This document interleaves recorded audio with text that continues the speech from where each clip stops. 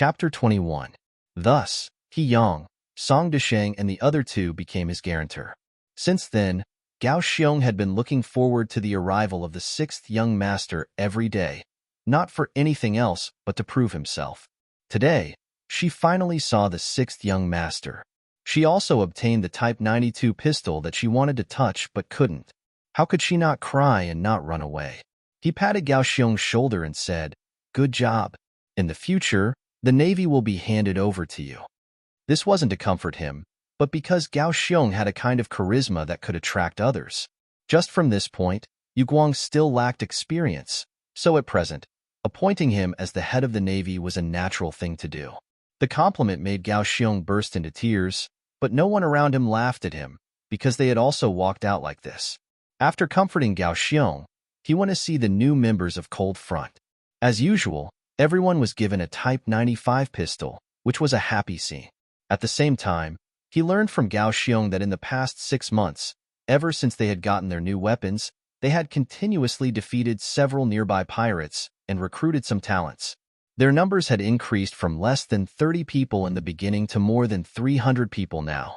Of course, all the people were young and strong, and had no worries, completely meeting Yang Qindong's recruitment requirements. This was something that couldn't be helped. Before they had enough strength, it would be easy to be exposed if they looked for someone with a family. One day, after they had their own real base, they could look for someone with a family. Even all the soldiers had to have a family. This was a sustainable development. In this real base, Yang Qindong already had a target, which was not far from Fuzhou, Qiqian City. Today, Qiqian City hasn't been developed too much. The entire city's residents were only a few tens of thousands. But with a few hundred against tens of thousands, even if they won, they wouldn't be able to defend. Gao Xiong, you have to continue to expand your strength and recruit more soldiers. Is there a problem with the money? Reporting to the sixth young master, there's no problem with the money. We robbed a lot, so we're still rich. When the sixth young master goes back, you can take some back. Hee, it's just that we don't have enough weapons, and we don't have enough ammunition. Gao Xiong scratched his head with an embarrassed expression. With the Type 87 automatic grenade launcher, it was very satisfying to fight against other pirates. With a 6x30 scope telescope in hand, often the enemy didn't even notice them, and they could take the initiative to attack. Of course, they returned with a great victory. The enemy lost before they could even react. But the problem, the consumption of ammunition was too much. Whenever there was a battle, Gao Xiong would yell, "Bomb! Bomb!" However, when the battle was over, they would curse again, saying that these brats didn't know how to fight, and how many cannonballs they fired in this battle, etc. So, when the battle started, everyone didn't know what to do. As a result, close combat occurred. Even the Type 81 assault rifles were not willing to use bullets. Instead, they used primitive bows and arrows. Because of this, one of their brothers was injured in a battle. They had no choice but to use guns to solve the problem. Listening to Gao Xiong and Yue Guang's report, Yang Qindong shook his head. This is wrong. You know, a soldier's life is always the most valuable, and weapons are just an auxiliary means. If there are no more weapons, they can be made. If there are no more bullets, they can be produced. This time, I mobilized the craftsmen to solve this problem. But if a soldier loses his life, then there's nothing left. Do you understand? Yang Qindong said sternly, which made Gao Xiong, Yue Guang, and the others excited. They felt honored to have such a master. They also knew that in the next war, they didn't need to be too stingy with ammunition, so the safety of the soldiers would be more guaranteed. These words also imperceptibly raised the status of Li Xuanfu and Wu Gang. They believed that in the future, no one would be bad to them, and no one would find trouble with them. Next, in order to make Gao Xiong and Yue Guang feel relieved, Yang Qindong let Tiger's Man unload the new cannons and ammunition one by one. Type 0 435mm automatic grenade launcher, weight 48 Gene, length 1023mm, effective range 1750 meters, capacity 30 rounds. Type 75 82mm recoilless cannon, effective range 2000 meters. Type 75 105mm recoilless cannon, effective range 7,400 meters. The reason why the howitzers and recoilless cannons were chosen was because the Navy's hull could withstand it. Otherwise, there would be more choices. In this way, when the shells were fired, the damage to the ship would be minimal, and at least the ship would not capsize. Gao Xiong and Yue Guang were naturally excited to have 3 new types of cannons. Even Lung Song and Teng Shan were greedy when they saw this. But today's army simply did not need these things. Even if they recently recruited some soldiers from the Navy, the number of soldiers was still less than 30. These people really did not need to be equipped with such powerful cannons. The cannons are given to you. Only veterans can operate them. As for the new recruits, they can use crossbows and crossbows first. When they pass Long Feng's assessment and become a regular soldier, then they can be equipped with guns. This is the principle, do you understand?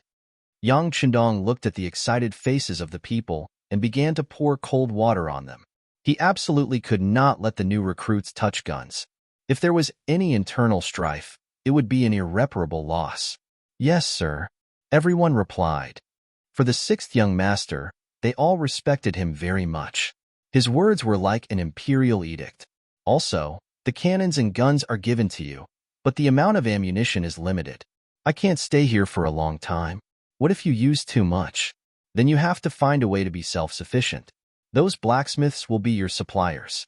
With their current abilities, it is impossible for them to make guns and cannons, but they should be able to make ammunition with some effort.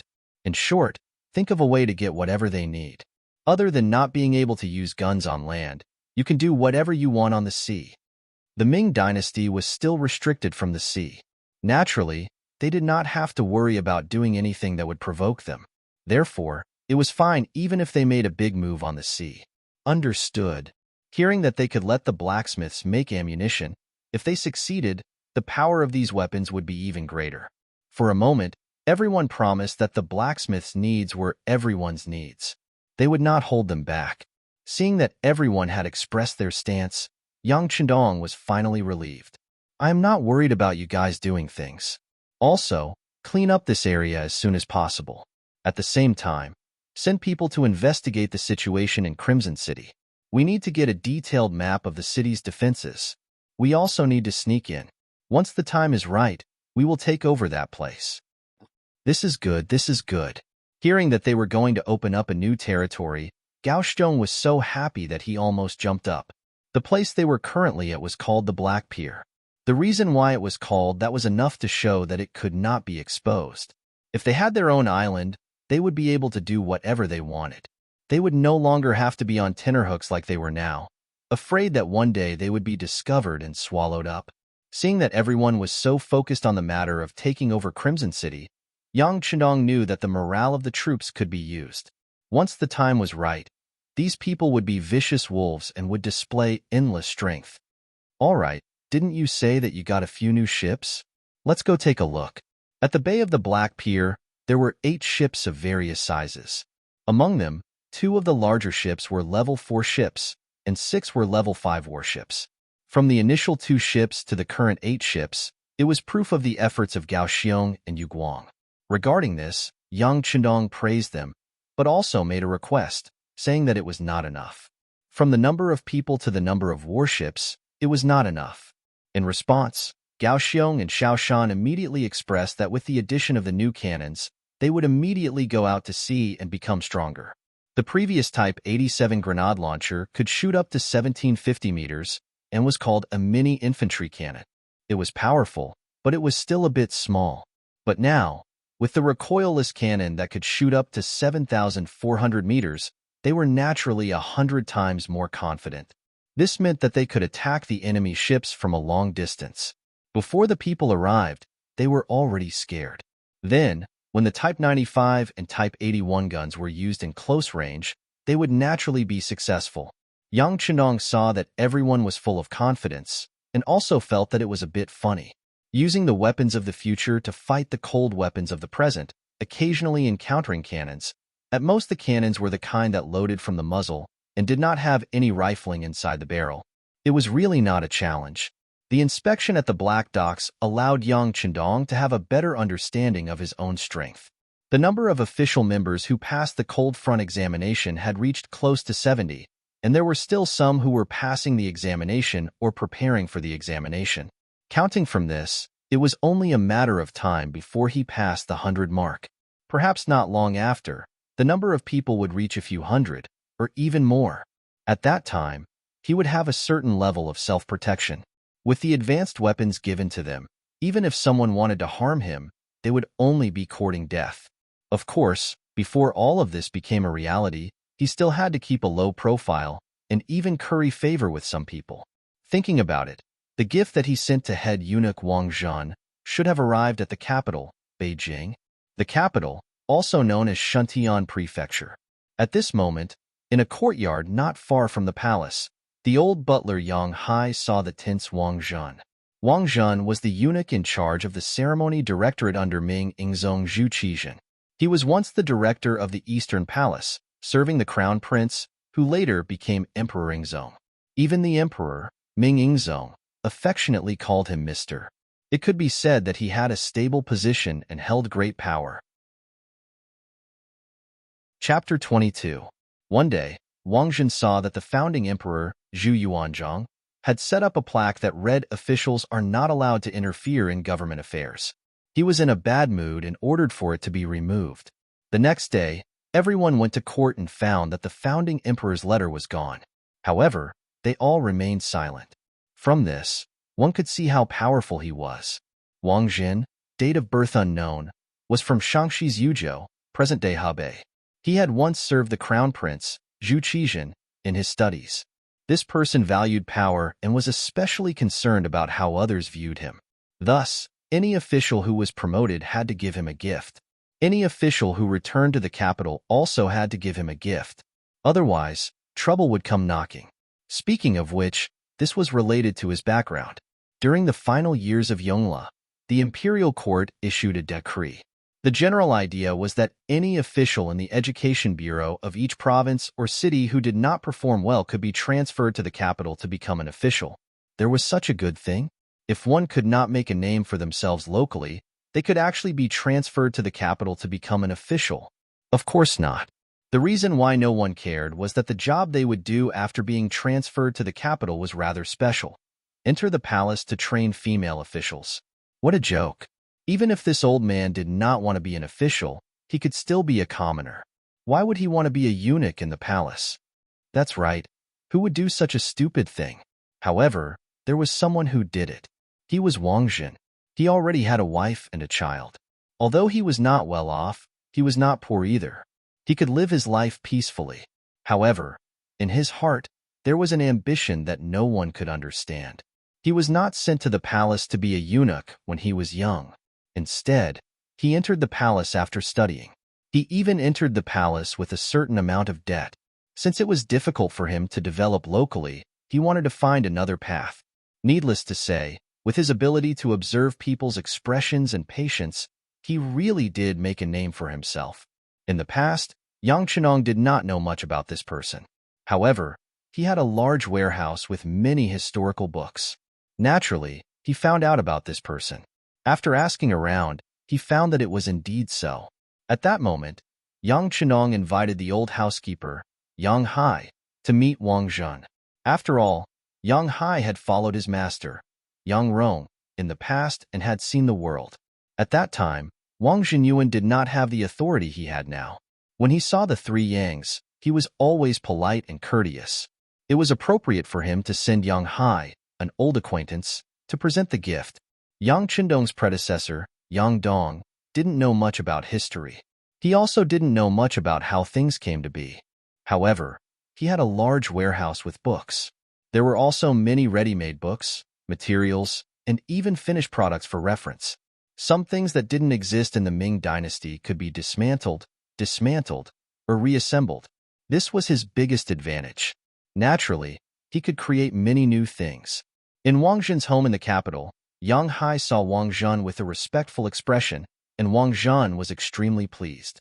Back then, in order to win the favor of Sanyang, he had to curry favor with Sanyang on the surface, obey everything, and pretend that he did not interfere in political affairs.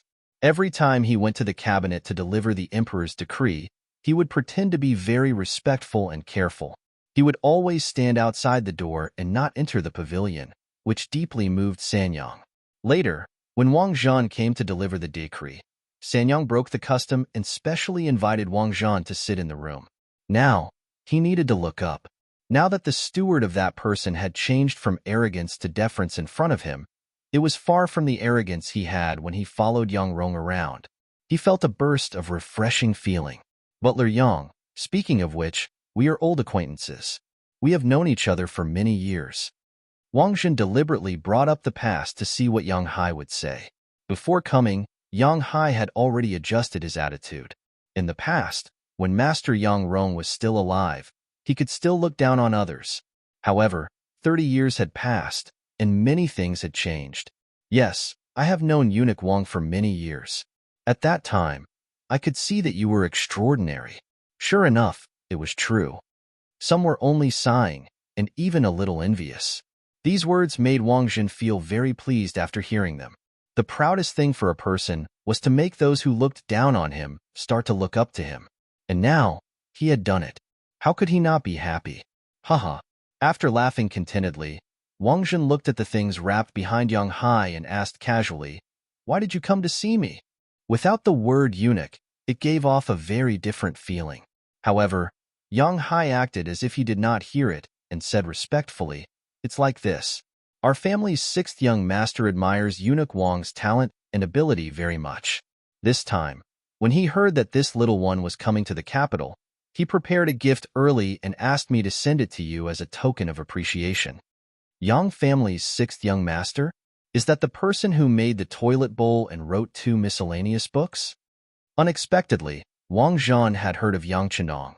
Yang Hai immediately showed a flattered expression and said, "If our family's 6th young master knew that Eunuch Wang still remembered him, he would be so happy that he would not be able to sleep." Ha ha ha. Wang Zhan, who was flattered, was very happy that Yang Rong's descendant respected him so much. This is nothing. Speaking of which, the 6th young master is quite talented and has made a lot of noise. You don't know, but now the palace has started to use the toilet bowl. Even the emperor said that it was good. Is that so? Then it must be because of Eunuch Wang's recommendation, Yang Hai said without taking the credit. Looking at Yang Hai, who was so sensible, Wang Zhan was happy. He liked to deal with sensible people. However, he was now more curious about what the 6th young master of the Yang family would give him. He thought that such a person should be extraordinary. In time, Yang Hai felt Wang Zhan's gaze on the gift. Immediately, he turned around and opened the package. Suddenly, 2 clear mirrors and 2 sets of beautifully packaged cosmetics appeared in the hall. This is a mirror. It can clearly reflect every part of a person's body. The effect is many times better than a bronze-level mirror. Also, there are 2 sets of cosmetics. Once a woman uses them, she can stay young forever and look even younger and prettier. There were not many gifts, only 2 items and 4 pieces. However, no matter which one it was, it could be considered a valuable gift. This made Wang Zhen blink his eyes. Excitement was already written on his face. He knew about the mirror. A few months ago, the Jianing prefectural magistrate presented it to the emperor. At that time, Ingzong was so happy that he even went to take a good look at it every day before the court. Some of the concubines in the harem also liked it. However, it was impossible to buy it even if they had money. In order to please the emperor, Wang Zhen used some methods. He sent people from the East Palace to look for it, but there was no news. Unexpectedly, there were 2 of them at once. How could he not be happy? As for the cosmetics that could preserve one's youth, it was even better. If he gave it to the emperor, those concubines would fight for it. At that time, wouldn't he be the one who made the biggest contribution? Exclaiming about the effects and benefits of these gifts, Wang Zhan was very happy. Good. But where did these things come from? In response to Eunuch Wang's question, our young master knows a foreigner named John. He brought these things from the sea. Unfortunately, the journey was too long, so we only got these. Our 6th young master also said that if Eunuch Wang likes them, he will find a way to send more to you in the future. Before coming, he had been told not to send too many good gifts. Otherwise, the effect would be greatly reduced. Of course, Yang Hai understood the meaning and knew how to say it. Hearing that these things came from the sea, Wang Zhen suddenly understood and nodded. He was wondering why there were so many people sent out, but there were no clues. It turned out that these things did not come from the great Ming dynasty. The Ming dynasty sea route was cut off after Zheng He. As people kept mentioning the threat of the sea, fear of the sea became mainstream, and Wang Zhan was one of them. In his view, the army of the Ming dynasty was naturally able to dominate the land, but when it came to the sea, there were too many unknowns. Now that he knew the origin of these goods, he valued these two gifts even more. These were things that came from afar, and it was rare. It also showed the importance of Yang Qindong's intentions. Good. Sixth young master is truly considerate. But do you have any requests? Wang Zhan was a smart person. It was precisely because of this that he did not believe that Yang Qindong, who had not even been to the capital, would want to send him gifts. As the saying goes, if one were to lower oneself to others, one must have a request. Seeing that Wang Zhan was in a good mood, Yang Hai knew that the time had come. He said, "The Yang clan's matriarch passed away not long ago. As the youngest son, the sixth young master has to stay at home to take care of the family, so he won't be coming to the capital for the time being. However, before the matriarch passed away, she had a wish. She hoped that the sixth young master could take over the old master's mantle, work for the court, and be loyal to the emperor. She also said that if there was a chance in the future, he would learn from eunuch Wang." Ha ha ha. Wang Zhen laughed heartily. He did not believe that a good person would be willing to learn from a eunuch like him. However, since he had accepted the gift, he had to do something. Furthermore, it was such a valuable gift that he could not take it for free. This was also a kind of professional integrity. Besides, this request was not too high. He just wanted an official position. Just based on the fact that his father was Yang Rong, an auxiliary minister of the Five Dynasties, his family should have been treated with evil. All right, this duke understands. If there is a chance, this duke will ask the emperor for a job for the sixth young master. Thank you, eunuch Wang. In addition, the sixth young master's Yang Bao is about to enter the capital, but there are some people who criticize it, saying that some of the things written in it are not Confucian. But in truth, most of it records matters of loyalty to the emperor, as well as the glorious achievements of my great Ming dynasty. It is accompanied by a few fabricated stories to make people laugh. Speaking of which, this is just something that the sixth young master casually wrote. It has no other meaning than to make a name for himself. Sir, you also know that the sixth young master is only 16 this year. In addition, 20% of it belongs to eunuch Wang. Chapter 23. Yang Hai recalled that the Yang Bao had followed him into the capital, so he decided to foreshadow this matter and report it in advance. Of course, according to what Yang Qindong said, privately running a newspaper could be a big or small matter. It mainly depended on how it was said. Once it was just a storytelling book, it would give people a preconceived idea. As long as Wang Zhen approved of it, it would not be a big problem to implement it. It was just paying 20% of the benefits. In the long run, it was worth it. When he first heard Yang Qindong's instructions, Yang Hai was shocked by the sixth young master's generosity. He directly gave away 20% of the benefits. Only a person with great courage would be able to do it. He even saw the sixth young master's boldness from this matter. He hated that he was old and could not follow the sixth young master for too long. Otherwise, he would definitely bask in the glory of the sixth young master. But fortunately, his son Yang Nong was also capable and young. He could follow the sixth young master in the future. Presumably, he would not have to worry about food and clothing in the future. He told Wang Zhan about the Yang Bao and said that he would give 20% of the benefits. Suddenly, Wang Zhan's eyes narrowed and the corner of his mouth twitched slightly. Okay, I will pay attention to this matter. Yang Hai knew that since Wang Zhan said that he would pay attention to it, there would be no problem. He immediately expressed his gratitude again and then tactfully left. When there was no one else in the room, Wang Zhan's face returned to its serious state. Come.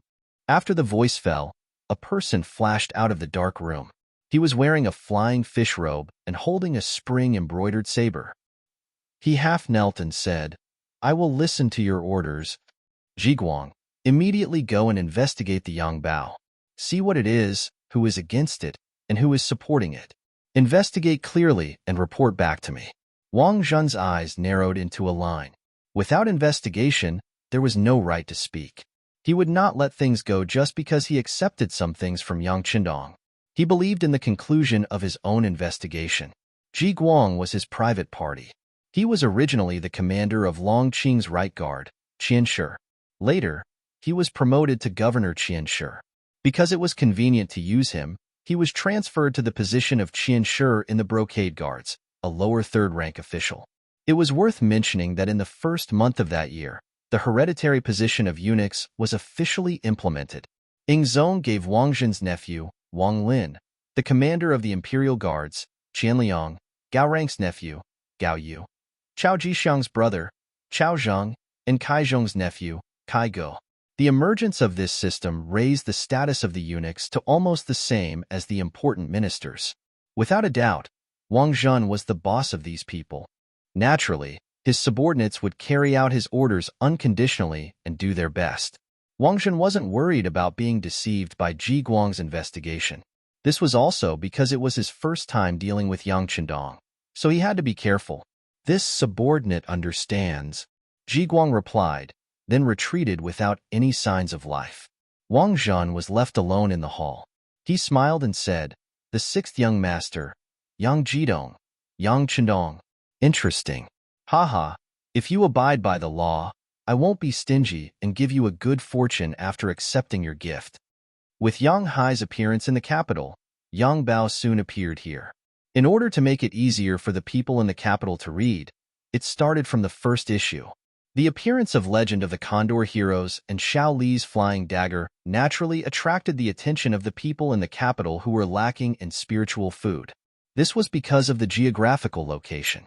Yang Bao was already so famous in Jianing, but because it was too far away from the capital, no one knew about it.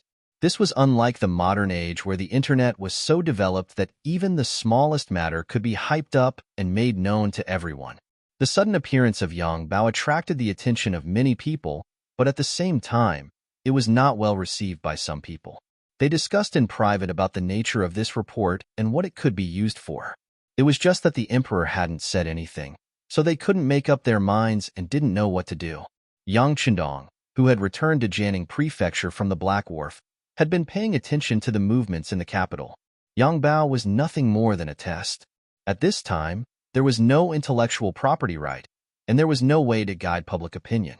He didn't know whether this thing could gain a foothold in the capital. But he knew that if the great Ming dynasty couldn't accept this, he had to be more careful and cautious in the future. It was even debatable whether he would have a trip to the capital in the future. Under Yang Qindong's attention, the wheel of history continued to turn as usual. On the 14th of July in the 11th year of the Jingtong dynasty, Yang Pu, the last Yang of the Three Yangs, died. Yang Pu's death meant the end of the Three Yangs era. Some of their original forces began to suffer a blow, and some forces that wanted to replace them began to stir. More than a month after Yang Pu's death, the incident began to break out. Unexpectedly, Yang Bao, which seemed to have gained a foothold in the capital, was the first to bear the brunt. On this day, in the main hall, there was a sudden condemnation against the descendants of Yang Rong. When Yang Rong was in power, he was known as Dongyang. He was the Minister of Works, Assistant Minister, Grand Secretary, and other positions. Naturally, he had great power. Therefore, he promoted some people, but there were only so many positions, so he naturally offended a group of people. Because of this, many people were upset, but they didn't have a chance. Now that Yang Pu was dead and the Three Yangs were in decline, there were naturally some people who hit him when he was down. Some people even mistakenly thought that their actions should be in accordance with Wang Zhen's wishes. Because in the third year of the Zhengtong dynasty, there was a fierce struggle for power in the court. The leader of the eunuchs, Wang Zhen, took advantage of the child Ing Zong's ignorance and companionship to lure him to play, and then presented him to his playmate to win his favor. With this favor, he went up against the Three Yangs. This caused Grand Secretary Yang Shiqi to not attend court. When the Empress Dowager found out, she beat Wang Zhen up and ordered him to apologize to the Yang residents. Wang Zhen held a grudge in his heart and used his vicious methods to make a fuss about the son of the Three Yangs. He sued the son of the second Yangs and his friends for taking bribes for personal gain, causing a huge uproar and ruining the reputation of the second Yangs. Under Wang Zhan's desperate investigation, the second Yangs died of anger and depression, leaving Yang Pu as the head to take charge of the court. Now that even Yang Pu was no longer around, wasn't it the best time to step on the descendants of the three Yangs? Yang Bao was the unlucky one that came to the muzzle of the gun. Niheng was one of the people who had been suppressed by the three Yangs. Perhaps his vile nature was seen through early on, but he, who felt good about himself, had always been suppressed. It wasn't until later on that he sucked up to Wang Zhan that he rose step by step, becoming the Minister of Imperial Affairs and Assistant Minister of Revenue, becoming a rank 3 official. Knowing that Wang Zhan once had a conflict with the Sanyang family, Niheng was eager to show off. He did not ask for Wang Zhan's permission in advance, and suddenly attacked the Yang Pao in the court assembly. He even said that the private publication was a troublesome matter, and that it would lead to a disaster in the end. When the officials, including Ying Zong, were all confused, Niheng said that the reason why Yang Bao appeared and was discussed by everyone in the streets and alleys of the capital, and was even sought after by a portion of people, was because it had a dark background. This dark background was the Minister of Personnel, Wang Zhi, the Right Assistant Minister, Zhao Xian, and the others. It was because they had received Yang Rong's favor that they secretly supported Yang Bao in the name of repaying his kindness. Niheng's sudden move stunned Ying Zong, the officials, and even Wang Zhan. Everyone knew that Niheng had relied on Wang Zhan to get to his position. Because of this, everyone thought that it was Wang Zhan's idea. Many people immediately shut their mouths, afraid that they would be implicated. Wang Zhi and Zhao Xian originally didn't want to speak, but this matter involved them, so they had no choice but to speak up.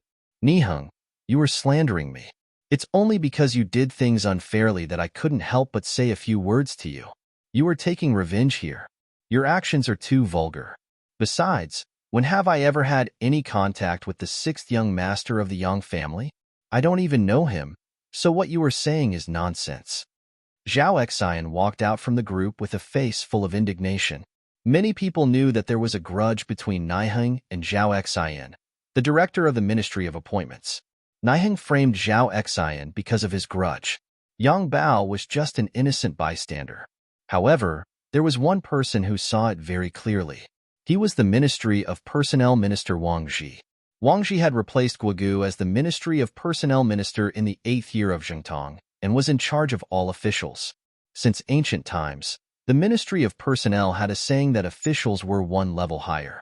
Those who were able to occupy this position were all cautious and conscientious people.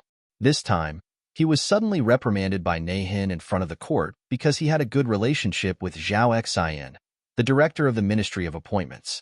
Since he had made a move on this person, if he did not take care of himself, it would not be long before he would be implicated by the counterattack. Thus, he had implicated himself. After thinking through the crux of the matter, he was worthy of being a minister. He didn't argue with Niheng like Zhao Xian. Instead, he stood out and said solemnly, I did not know about the matter of Yang Bao. It's just that I've read a few magazines recently, and it's just that there are 2 interesting stories in them. They also talked about the might and glory of our dynasty and did not do anything to harm the country. I once thought that the person who created this newspaper was very talented.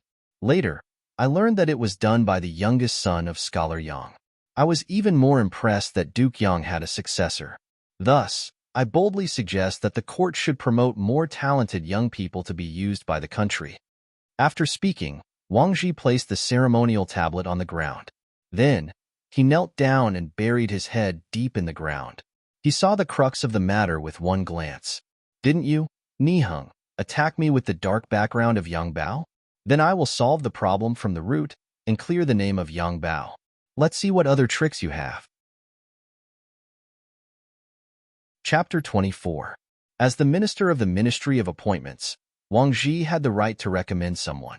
Recommending a talented young student in front of the imperial court was the most appropriate move. In addition, Yang Chendong was born in the Yang family. This move could show his virtuous reputation after taking care of his friends. This move was really impeccable. The move to open up another path. Wang Zhi's words made Niheng freeze on the spot, and he was somewhat at a loss. He did not expect that the other party would avoid the important and dwell on the trivial, directly pointing out the cause of the matter. This was completely different from what he had thought before. Niheng thought that whether it was Wang Ji or Zhao Xian, they would first find a way to escape and clarify their relationship with Yang Rong. In this way, it was bound to arouse the dissatisfaction of some of the pro-Yang faction in the imperial court. At that time, he only needed to insist that the other party had something to do with it. After all, the influence of the three Yangs was deep and wide. Who in the imperial court could say that they had nothing to do with it? This was called yellow mud falling into the crotch of one's pants. Even if it was not shit, it was shit. Who would have thought that the other party did not evade their relationship with Yang Rong? Perhaps they could not evade it, so they simply took the opportunity to recommend the sixth young master of the Yang family. As a result, his wishful thinking was completely ruined. Wang Ji was worthy of being a minister. Avoiding the important and dwelling on the trivial, and opening up another path completely ruined Niheng's goal. This also made him feel that the situation was not right. He had to look at Wang Zhan, who was standing next to the emperor, for help. At this time, Wang Zhan's old face was stiff, but his heart was abnormally angry. Ji Guang had already investigated the matter of Yang Bao. The result was naturally that it was a story, and a serial article that told a continuous story. Although it recorded some miscellaneous knowledge, it had nothing to do with the system of eunuchs. For a literary magazine like this, there was no threat at all. It could even be said that it was a business method. At least for a few months, it had made a lot of money for Wang Zhan. This made Wang Zhan very happy. Because this was different from bribery, this was a share of the money that he had obtained with his own ability. It was regarded as a legitimate source of money. Wang Zhan was secretly happy about this.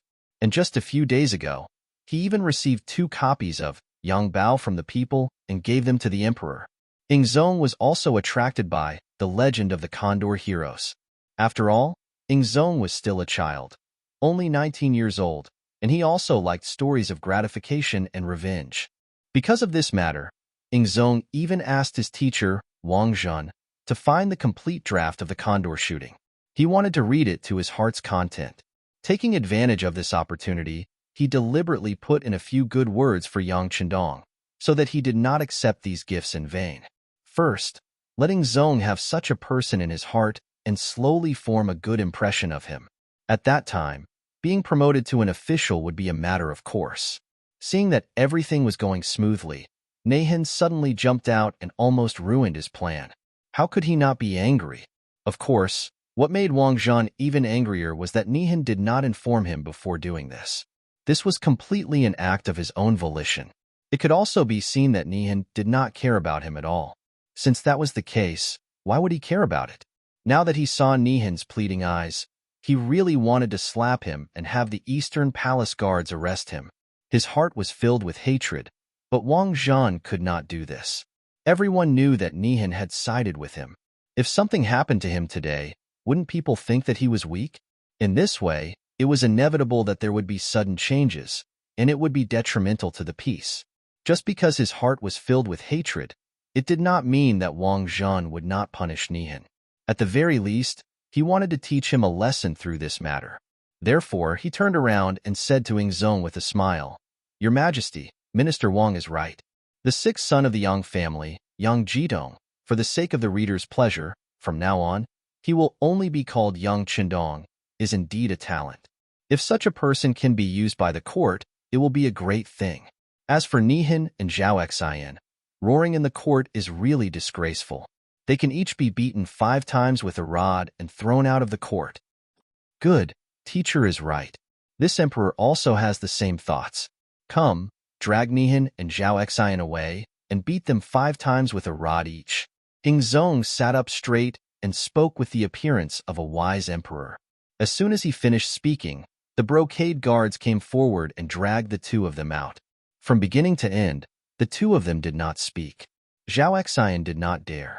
He was afraid that if he shouted, it would only make the rod more severe. However, he was still in a state of confusion. From Wang Zhan's words, he finally understood that his master seemed to have some relationship with Yang Qindong. It was hateful that he didn't even understand before making a move. This was simply asking for trouble, and even asking for trouble. The two of them were dragged away. The handsome and imposing Ing Zong's gaze fell on the Minister of Personnel, Wang Ji. Minister Wang, this person was recommended by you. What position should we give Yang Chendong? Because he had read the book Condor Shooting, Ing Zong had a good impression of Yang Chendong. This matter was suggested by Wang Ji, and Wang Zhen agreed. How could he object? Wang Ji raised his head, and a few titles flashed through his mind. Speaking of which, Yang Chendong was still too young.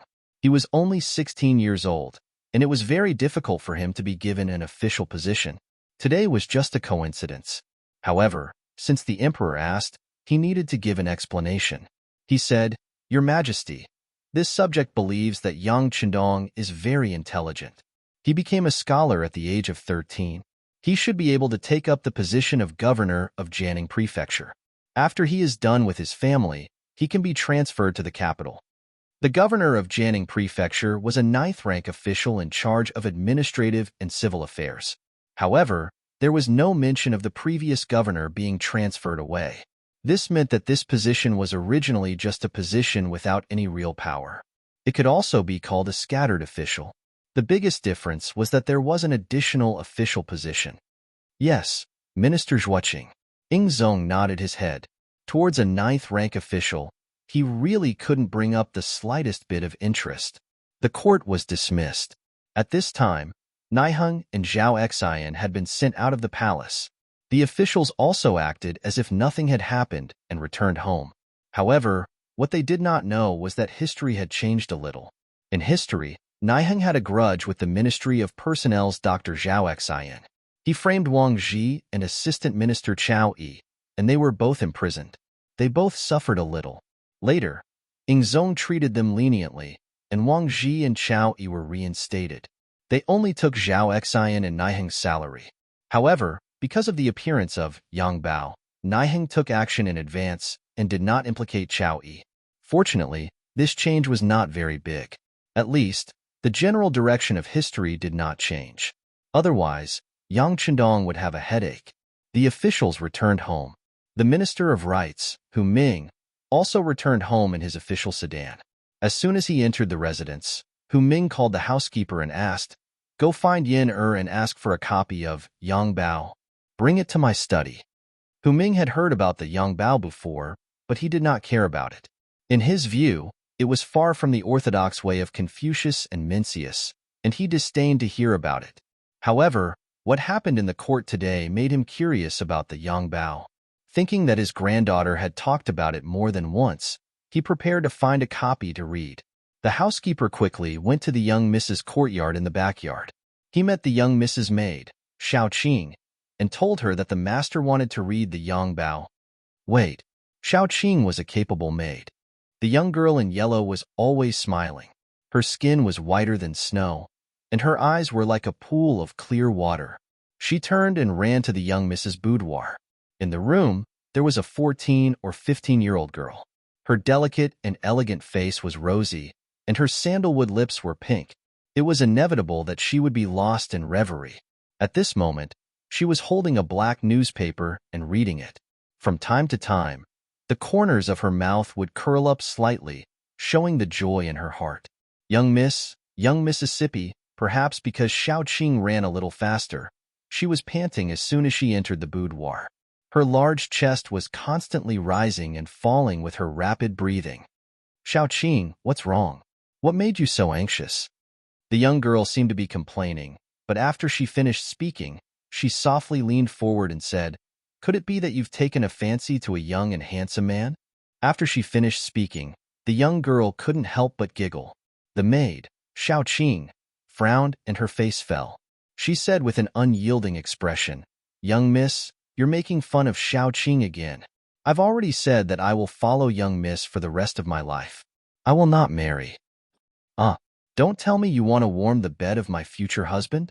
Bah, you really don't know shame. The young girl was Hu Yin, the granddaughter of the Minister of Rights, Ming. What? When she realized that she was being teased by young miss again, Xiao Qing wasn't going to let it go. She immediately stretched out her slender hands and tickled Hu Yan's armpits.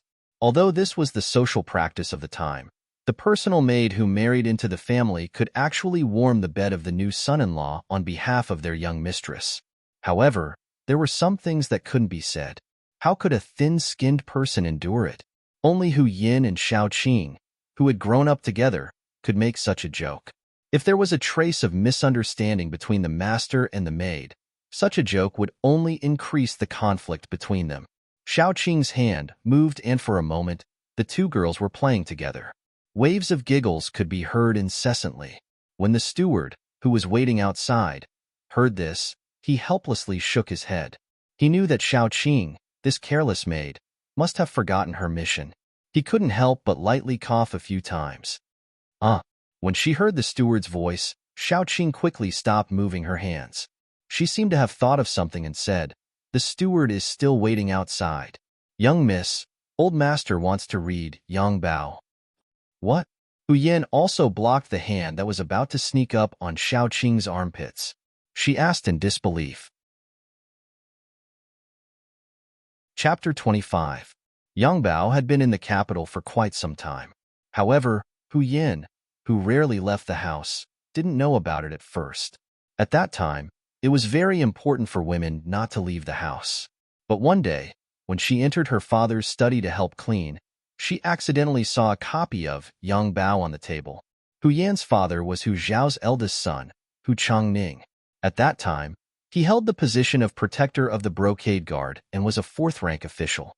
As a member of the Brocade Guard, it was necessary for him to have political awareness and vigilance. For something as new as Yang Bao, it was impossible for him not to study it. Therefore, he brought a copy of Yang Bao back home. However, other than the wonderful story and some general knowledge about life, he really couldn't see any negative thoughts in it.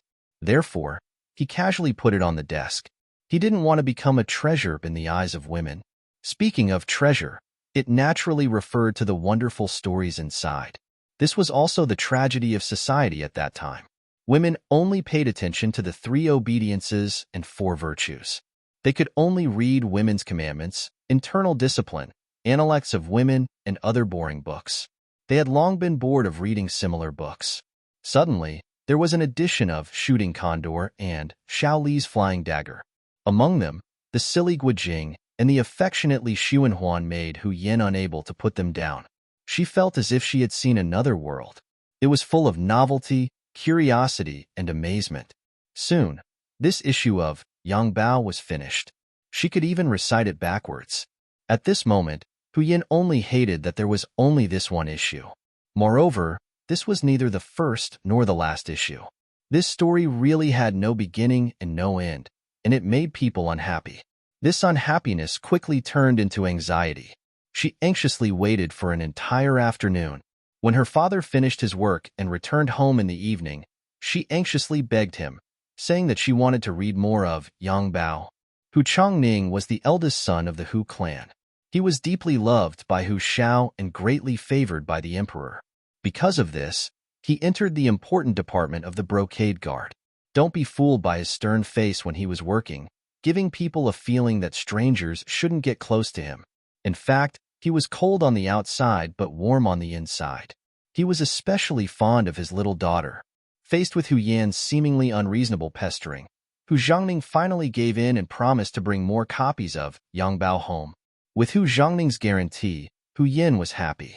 Her father even used his privilege to find the first issue of Yang Bao, which satisfied her request. The story finally had an end. But because Yang Bao had only been developed in the capital for a short period of time and had yet to reach the finale, she could only wait in torment. The Yang Bao was not published once a day, but once every 5 days. One could finish reading the entire Yang Bao in less than an hour. The following 4 days would be a long wait. During this time, Hu Yin also had some thoughts and went to research the person who wrote this story. It was written very clearly in Yang Bao that the Condor Shooter and Xiao Li's Flying Dagger department were written by the same author. It was Yang Chendong, the youngest and 6th young master of the Yang clan. Hu Yin had heard her grandfather talk about this person. It was said that he had become a scholar at the age of 13. At that time, Hu Xiao was very envious of him at home, saying that Yang Rong had a successor. Hu Yan's memory was not bad. Just by hearing this, she had some impression. Since Yang Chendong was the author, Hu Yin couldn't help but be curious about how this person's brain worked. What was in it? How could he come up with such a wonderful story? She wanted to know more about Yang Chendong, so she went to her grandfather's place, hoping to find out more about him. What kind of person was Hu Xiao? It was not an exaggeration to say that he was a shrewd person. In history, to be able to hold the position of Minister of Rites during the Ming Xuanzong dynasty, he had experienced the 4 dynasties of Emperor Ying, Emperor Jing, and Emperor Xian for more than 30 years without falling. How could ordinary people compare to him? When his granddaughter, Hu Yin, appeared, just a few words from her made him feel a trace of a different flavor. He also asked a few words and found out about the Yang Bao. Only then did he know why his granddaughter wanted to know about the Yang clan's 6th young master. This was the first time Hu Xiao heard the name Yang Bao. However, he had never paid much attention to it. What kind of good thing could a 15 or 16-year-old youth write? What kind of thing was worthy of his attention? Therefore, even though his granddaughter had recommended it several times, he had never looked at it. Today's court assembly had started with Yang Bao and ended with Yang Bao. Yang Chendong had become the governor of Jianing Prefecture at the age of 16.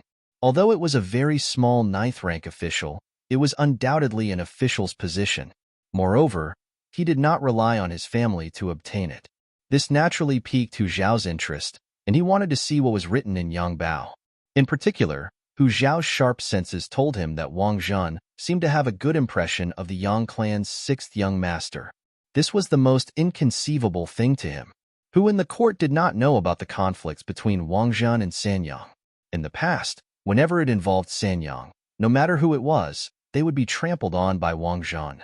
However, as Yang Rong's son, the most direct descendant of his family, he was fine. Could it be that Wang Zhen had changed his strategy? Or did the root cause appear in Yang Chendong? Hu Xiao carefully considered the cause and effect, and found that it should be the latter. This was because a few days ago, an official who was on good terms with Sanyang had been arrested by Dong Shi. If Wang Zhen had such intentions, he should not have changed his mind so quickly. If that was the case, then Yang Chendong was somewhat interesting. He was clearly Yang Rong's son, but he could obtain Wang Zhen's support. How did he do it? Of course, Hu Xiao did not believe that Yang Chendong had done everything by himself. He guessed that there must be some expert. Who was this person? This really piqued his curiosity. He asked the butler to find Yang Bao to see if he could find any clues from it. In Mrs. Room, Hu Yin immediately became happy after knowing that the maid Xiaoqing was not joking. Great, grandfather also wants to read Yang Bao? Then I'll send it to him immediately. There was a reason why Hu Yin was so happy. She had asked Xiaoqing to go out and find out that Yang Bao first appeared in Yang Chendong's hometown, Jianing Mansion, and Yang Chendong was there. It was later spread to the capital. She also heard that Xiao Li's Flying Dagger and Xiao Li's Condor had been published before Yu Jianing. They seemed to have finished their drafts, and even the whole book seemed to have been published. For this matter, Hu Xiao had asked his father, Hu Chongning, more than once to send someone to Jianing Mansion to buy 2 copies of the 2 completed books. However, his father refused. In his opinion, Yang Bao was published once every 5 days in the capital, and they could slowly read it. Moreover, it was a miscellaneous book. Girls should be more mature and not always want to listen to novel stories. After that, Hu Yin was angry for several days. However, she knew that her father was very generous to let her read Yang Bao once every 5 days, so she really did not dare to ask too much. But now, her grandfather wanted to read Yang Bao, which was equal to an opportunity.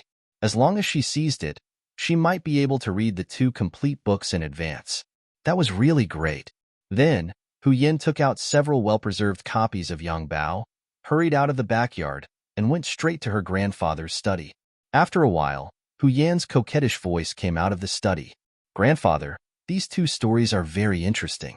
For example, Xiao Li's Condor is about the struggle between the Han people and the Mongolian Yuan Empire. It shows a kind of national integrity, but I don't know what the ending is.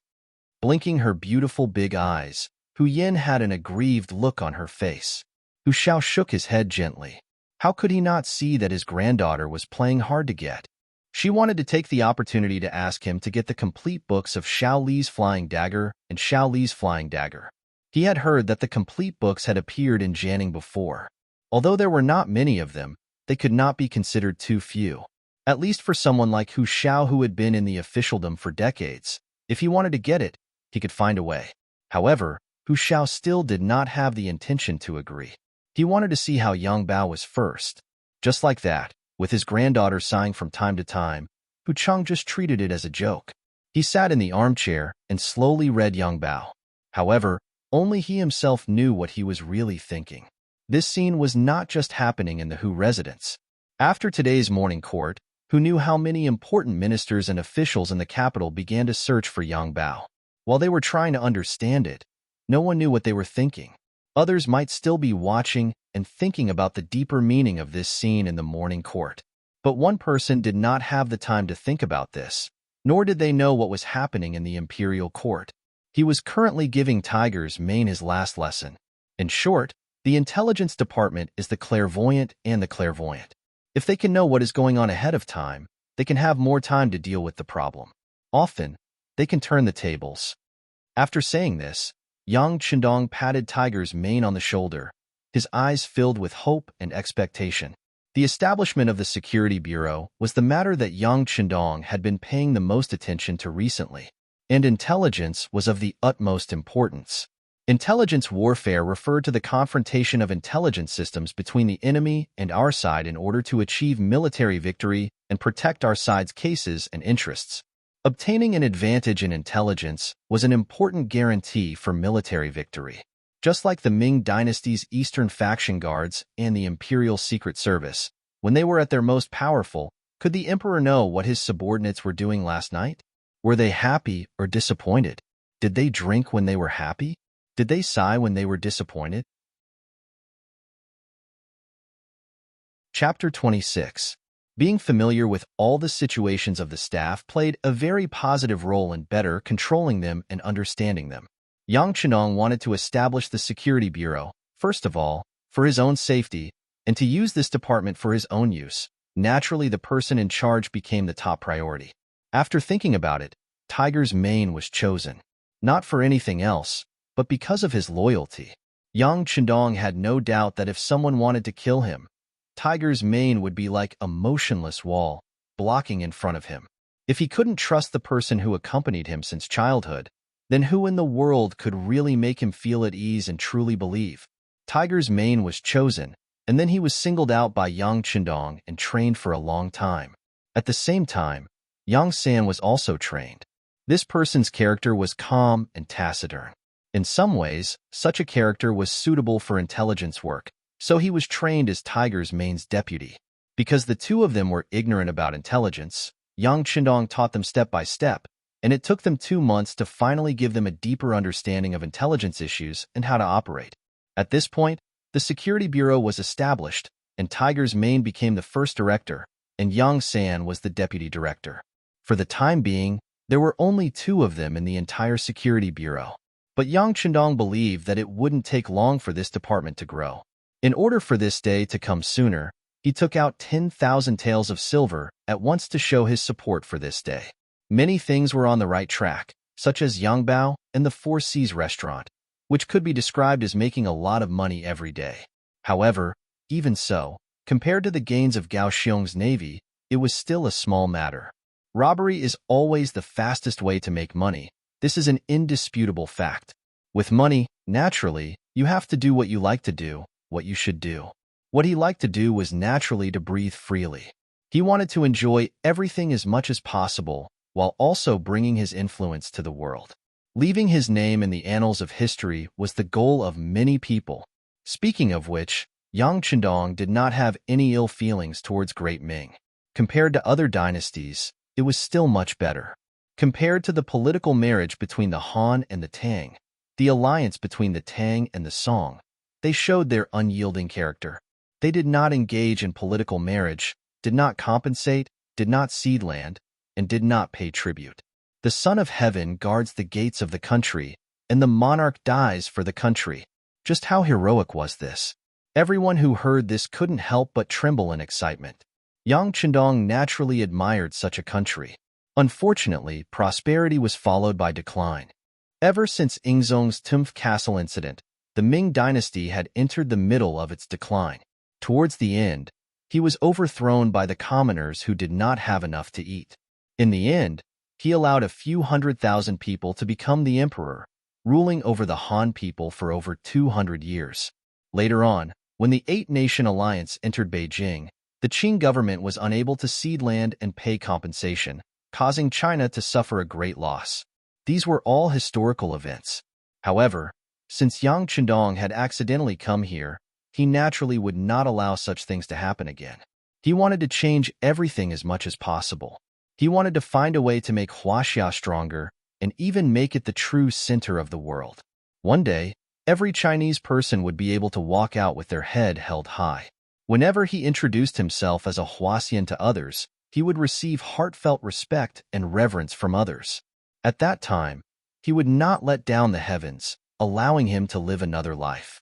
Of course, doing all of this was extremely difficult. Yang Qindong understood how big the world was much better than the people of the Ming dynasty. However, it was because he understood that he had confidence. It was because of the weapons in the warehouse that were hundreds of years more advanced. When a person had enough power, it was terrifying. This was because with just a thought, the commoners would suffer. If they were not careful, they would become sinners for eternity. On the other hand, if such power was used to benefit the commoners and the country, it would also play an extremely positive role. Yang Qindong's idea was the latter. He hoped that through his own efforts, he could change the outcome of the Ming dynasty being destroyed in a few hundred years. He also wanted to change the situation where the Han people were slaves. All of this would undoubtedly be a lofty goal, and he would need to put in a lot of effort to achieve it. Taking advantage of the Ming dynasty's maritime ban, he had worked hard to build a powerful navy. Now, he had also worked hard to establish the Security Bureau. Fortunately, Tiger's Mane and Yang San were both diligent and eager to learn. They carried forward the spirit of not being ashamed to ask for help. This allowed them to learn a lot in the past 2 months, and their understanding of security and intelligence had reached a new level. At this time, Yang Qindong had to think more about his own safety. This was because he was not unknown. It was just that once he walked the path of power, he could only move forward and not turn back. Otherwise, it would be as if he had stepped into a bottomless abyss, and not even his bones would be left. He took out 10,000 taels of silver and handed it to Tiger's Mane. He said, "You should familiarize yourself with your work as soon as possible, and then recruit people. Remember what I taught you before. Don't underestimate the role of any one person. Often, big things are caused by small people. Perhaps a street gangster, a peddler, a street sweeper, or even a beggar will play a key role in certain situations. Therefore, the people you use are destined to not stick to one pattern." Do you understand the meaning of this sentence? Young master, we understand. What you mean is that as long as people are useful to us, we can rope them in. Even those useless people, as long as they have ambitions, can be used as our hidden pawns. Who knows when they will be activated, and then they will play an unimaginable role. Tiger's Mane thought about what the sixth young master had said and taught him and summarized his answer. Very good. He gave them an encouraging look. All right, you can leave now. Don't be too anxious. Think about what to do next. Once you have decided on something, don't worry about it. Don't be afraid of spending money. The young master doesn't lack that. Yes. Tiger's Mane and Yang San left with excited expressions. How could this not be their chance? To be able to catch the young master's attention was a great opportunity in itself. After the two left, Xiao Yin appeared in a flash, as if she had been prepared. She brought a pot of freshly boiled tea to Yang Qindong. Young master, you must be thirsty after talking for so long. Come and drink some tea. This is good tea that the young master spent a lot of money to get from the capital. All right, then drink some good flower tea. Then hurry up and write The Smiling, Proud Wanderer. Yang Qindong, who had already seen through Xiao Yin's intentions, laughed heartily. This caused the girl's face to turn red. After the legend of the Condor Heroes and Xiao Li's Flying Dagger, Yang Qindong wrote the third novel, The Smiling, Proud Wanderer. It was Master Jin Yang's later work, and its narrative had already reached the pinnacle of perfection. The Smiling, Proud Wanderer involved countless scenes, characters, and all kinds of martial artists fighting. But after being written, the scenes changed according to the mood. There were endless changes, but they were all suitable for life. The core of The Smiling, Proud Wanderer was the struggle for power in the martial arts world. In order to achieve this goal, the author seized the Bishe Sword Manual and Sunflower Manual. The work praised chivalry, benevolence, wealth and honor, and the noble spirit of unyielding might.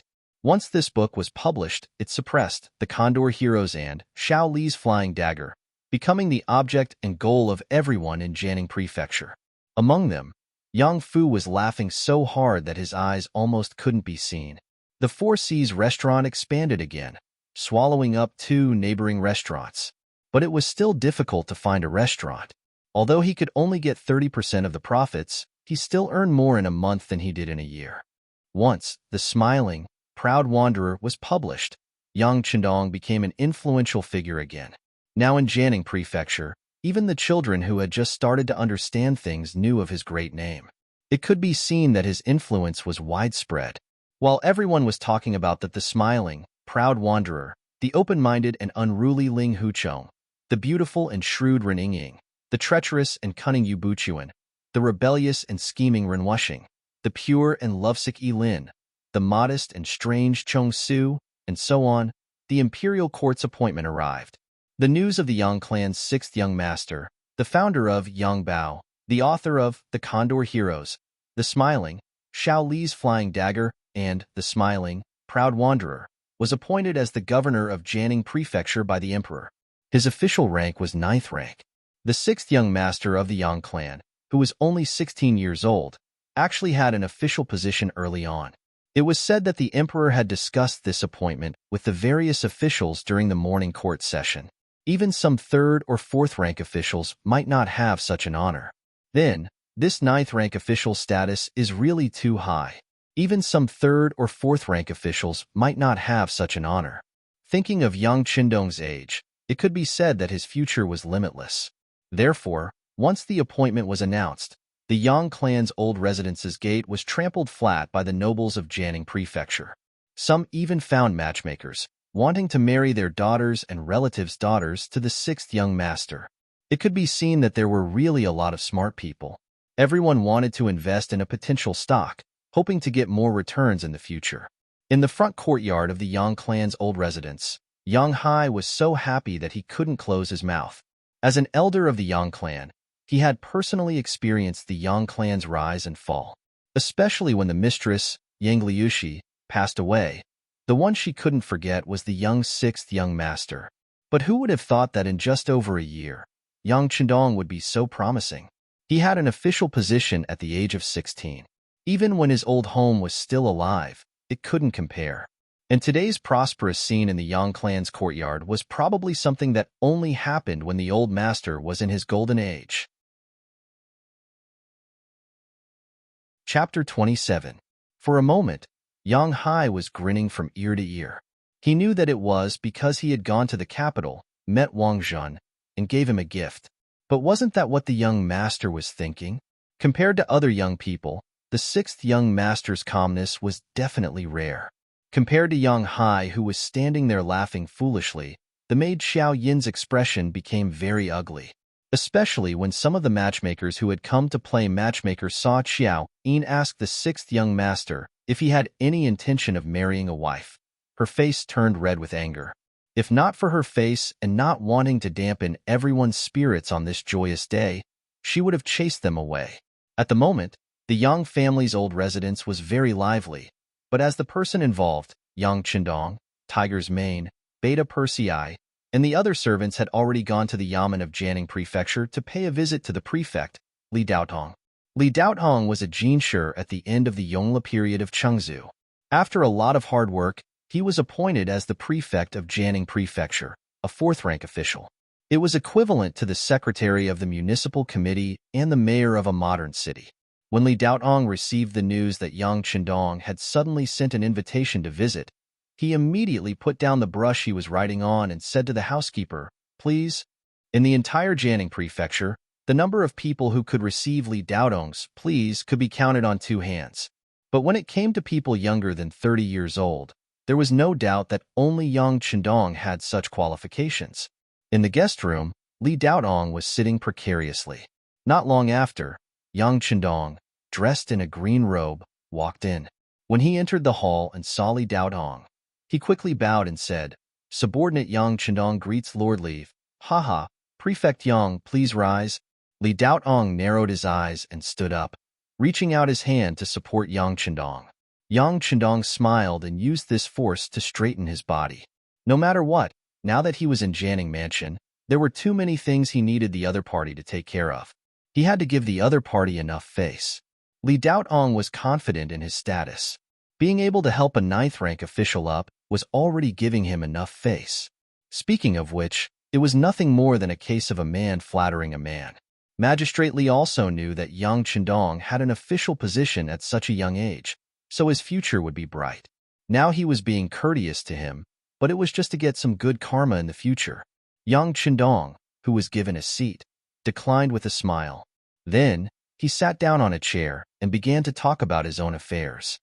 "Lordly, this lowly official's mother has just passed away for more than a year. Her mourning period is not over yet. Please understand." I understand. Your mother was a woman with a title of nobility. Her passing on to the West, this official is also very sad. Governor Yang's filial piety is a matter of course, so there's nothing to worry about. How could Li Daotong not see that this so-called position of governor was originally a non-official position? If he could not understand his superior's intentions and ordered him to start working now, he would be criticized by others. Yang Rong was one of the imperial court's auxiliary ministers. There were countless disciples and former officials.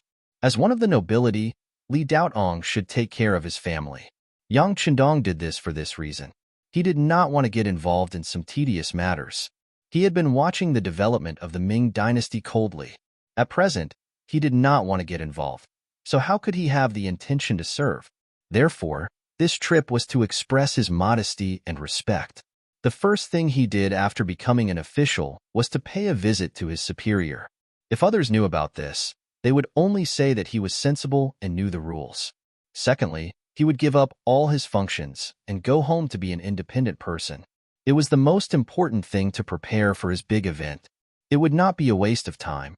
Now that he had obtained Yang Chendong's approval, Yang Chendong was happy and naturally wanted to express something. He immediately took out a set of L'Oreal women's cosmetics and placed it on the table. He did not know why such women's products would appear in the warehouse. Perhaps it was to serve the families of some officers. However, since he had discovered it, he naturally wanted to use it to the best of his ability. Li Daotong's eyes lit up when he saw the set of exquisite white boxes in front of him. As the local magistrate, he knew that Yang Chendong's item would not be simple. He asked excitedly, "Magistrate Yang, may I know what this is?" Replying to official Li, this item is called cosmetics. When used on a woman's body, it has the effect of preserving her youth. In the past, I had people send 2 sets to the current emperor. This is the 3rd set. Yang Chendong smiled as he explained the use and origin of this item. Li Daotong immediately became excited when he heard that this was the 3rd set in addition to the emperor's 2 sets. Coincidentally, Magistrate Li attached great importance to relationships, especially to his wife who had gone through hardships with him. It was a pity that she was getting older, so it was inevitable that her beauty would be greatly reduced. With this set of products, it could not be said to solve the real problem, but it could be said to be a testimony of one's heart. When he thought about how no one other than the emperor had used this item, he felt even more grateful. In his excitement and happiness, Li Daotong changed the way he addressed him. "Chendong, I've troubled you. Why don't we have lunch here?" How could he refuse a superior's invitation? Yang Chendong smiled and nodded in agreement. At the same time, he motioned to Tiger's Mane, who was standing to the side. Immediately, he placed some MSG, cooking wine, and other things that could not be bought with money on the table. Li Daotong had eaten at the Four Seas restaurant before. With his status, when he asked why the food was so delicious, Yang Fu naturally did not hide it. Therefore, he knew the effects of this item, but it was not good to directly ask the Yang family for it. Now that Yang Chendong had taken the initiative to take out these things, he felt that the other party was too good at dealing with people. He was not inferior to his father at all. For a moment, Li Daotong could not help but become cautious and even nervous when he spoke, as if he was afraid of saying something wrong. On the other hand, Yang Chendong smiled when he should and spoke when he should. He did not seem to be reserved at all. As the saying goes, when one is courteous to others, one must have a request. When one person asked for another person's help, it was inevitable that they would be in a disadvantageous position first. Naturally, they would not be able to speak even if they wanted to. However, Yang Chendong did not want to take advantage of Li Daotong's interest. Even if he did not come today, with the name of Ding Yu at home, no one could do anything about it. Since he was so calm, it was natural when they got along, and he even had the intention of gaining the upper hand. This scene was seen by Tiger's Mane, Beta Persei, and the others who were standing at the side. Everyone was amazed. They admired the sixth young master's calmness and nonchalance. Yang Chendong had an official position, and since then, he acted more freely. The people of the Yang family's old mansion also felt proud of him. When they walked out on the street, their chests were raised a little. From Magistrate Li's mansion to the Yang family's old mansion, Yang Chendong continued to keep a low profile. Even when guests came, he recommended them on the grounds that he was not feeling well. However, only the old butler Yang Hai, Chao Yin, and a few other people who were familiar with him knew that the sixth young master was not in the old mansion at all, but had left. As for where he went, they would never ask. In their eyes, the sixth young master was a person who did great things. Everything he did was not something they could explain. At the Black Wharf by the Sea of Fuzhou, Yang Chendong had not appeared here for more than half a year since the last time he left. As soon as he appeared this time, he felt that someone was spying on him from 10 miles away. Then, as expected, someone came out from the dark. There were even 2 people hiding by the sand, using the camouflage there. Even if they were 5 steps away, it would be difficult to discover them. Hello, young master. There were a total of 8 soldiers in charge of security, and 3 of them were members of the Cold Front that he had personally trained. Yes, you have to be vigilant at all times. You have to know that once the enemy appears, they will never notify you in advance. Yang Chendong smiled and nodded. He knew that under normal circumstances, there were 10 guards in a squad. Only 8 people appeared here, which meant that there were 2 people hiding in the dark and did not take the initiative to come out to greet him. Logically speaking, being able to meet the sixth young master was an opportunity to show their faces, but they would rather give up such an opportunity and still carry out the task of being on guard. This alone was enough to make Yang Chendong feel gratified. Each of you will be rewarded with 5 taels of silver, and the other 2 brothers will be rewarded with 10 taels of silver each. Generous rewards and fair punishments were always an important way to capture people's hearts. Now that Yang Chendong was not short of money, he naturally did not hesitate to spend it. Thank you, young master. Thump, thump, thump. The 8 guards were all delighted. This was a reward from the 6th young master, and it was enough for them to brag for a while. Well, this is what you deserve. Continue with your mission. Yang Chendong waved his hand and smiled as he led Tiger's Mane, Beta Persei, and Yang Si to the Black Wharf. Yang San stayed in Jianing Prefecture to set up the security bureau, while Yang Wu and Yang Lu were responsible for the safety of the Yang family. Under the division of labor, Yang Chendong only appeared a few hundred miles away with the 3 of them. But even so, if anyone had any ideas about the 6th young master, they would be making a big mistake. With the large warehouse and advanced weapons in hand, no matter how many people came, they would not be able to do anything to them. It was not an exaggeration to describe the Black Wharf as the speed of Shenzhen's reform and opening up 8 years ago. It had only been half a year, but several factories had already been built. Among them was the arsenal. At present, they could only make bows and crossbows, but with Kaohsiung's continuous supply of iron and copper from the sea, with no shortage of resources, innovation was only a matter of time. The person in charge, Wu Gang, was one of the old people. Cement factory. With a lot of knowledge provided by Yang Chendong, the first batch of cement had already appeared and passed the inspection. Now, more students were being trained to ensure that once a new base was established, a large number of people who knew about cement could immediately use it. The person in charge of this was a person called Jingguang, who was originally recruited by the old butler, Yang Hai. when he went to the Ministry of Works in the capital. Yang Rong was the Minister of Works for a long time, so he still had the ability to hire a few idle people in the ministry. Chapter 28. Furniture Factory. Its main purpose was to build some furniture and the layout of the soldier training factory. Things like sofas, work tables, and even the construction of carriages were all within its scope. Right now, there was no rubber or suitable materials to make tires. Otherwise, Yang Chendong would have wanted to make some new carriages. To be honest, every time he came to the Black Dock, it was bad luck.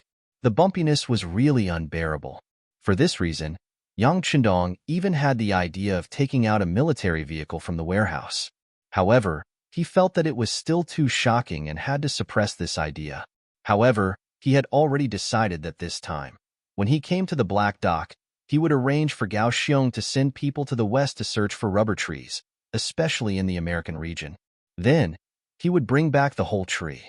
One day, he would be the first person to make soft tires. The furniture factory was more complicated. The person in charge was also the old craftsman, Li Xuanfu. This person was very meticulous and made Yang Chendong feel more at ease. Power plant. Just by hearing the name, one would know its purpose. However, at that time, no one could understand. Even the person in charge, Luan Qi, was very puzzled. Luan Qi was a craftsman from the Ministry of Works. It was said that he was very smart. When he was very young, he knew how to make many novel and strange things.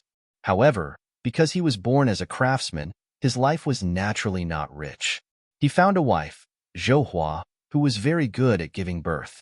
She actually gave birth to 7 children in a few years, living up to his name.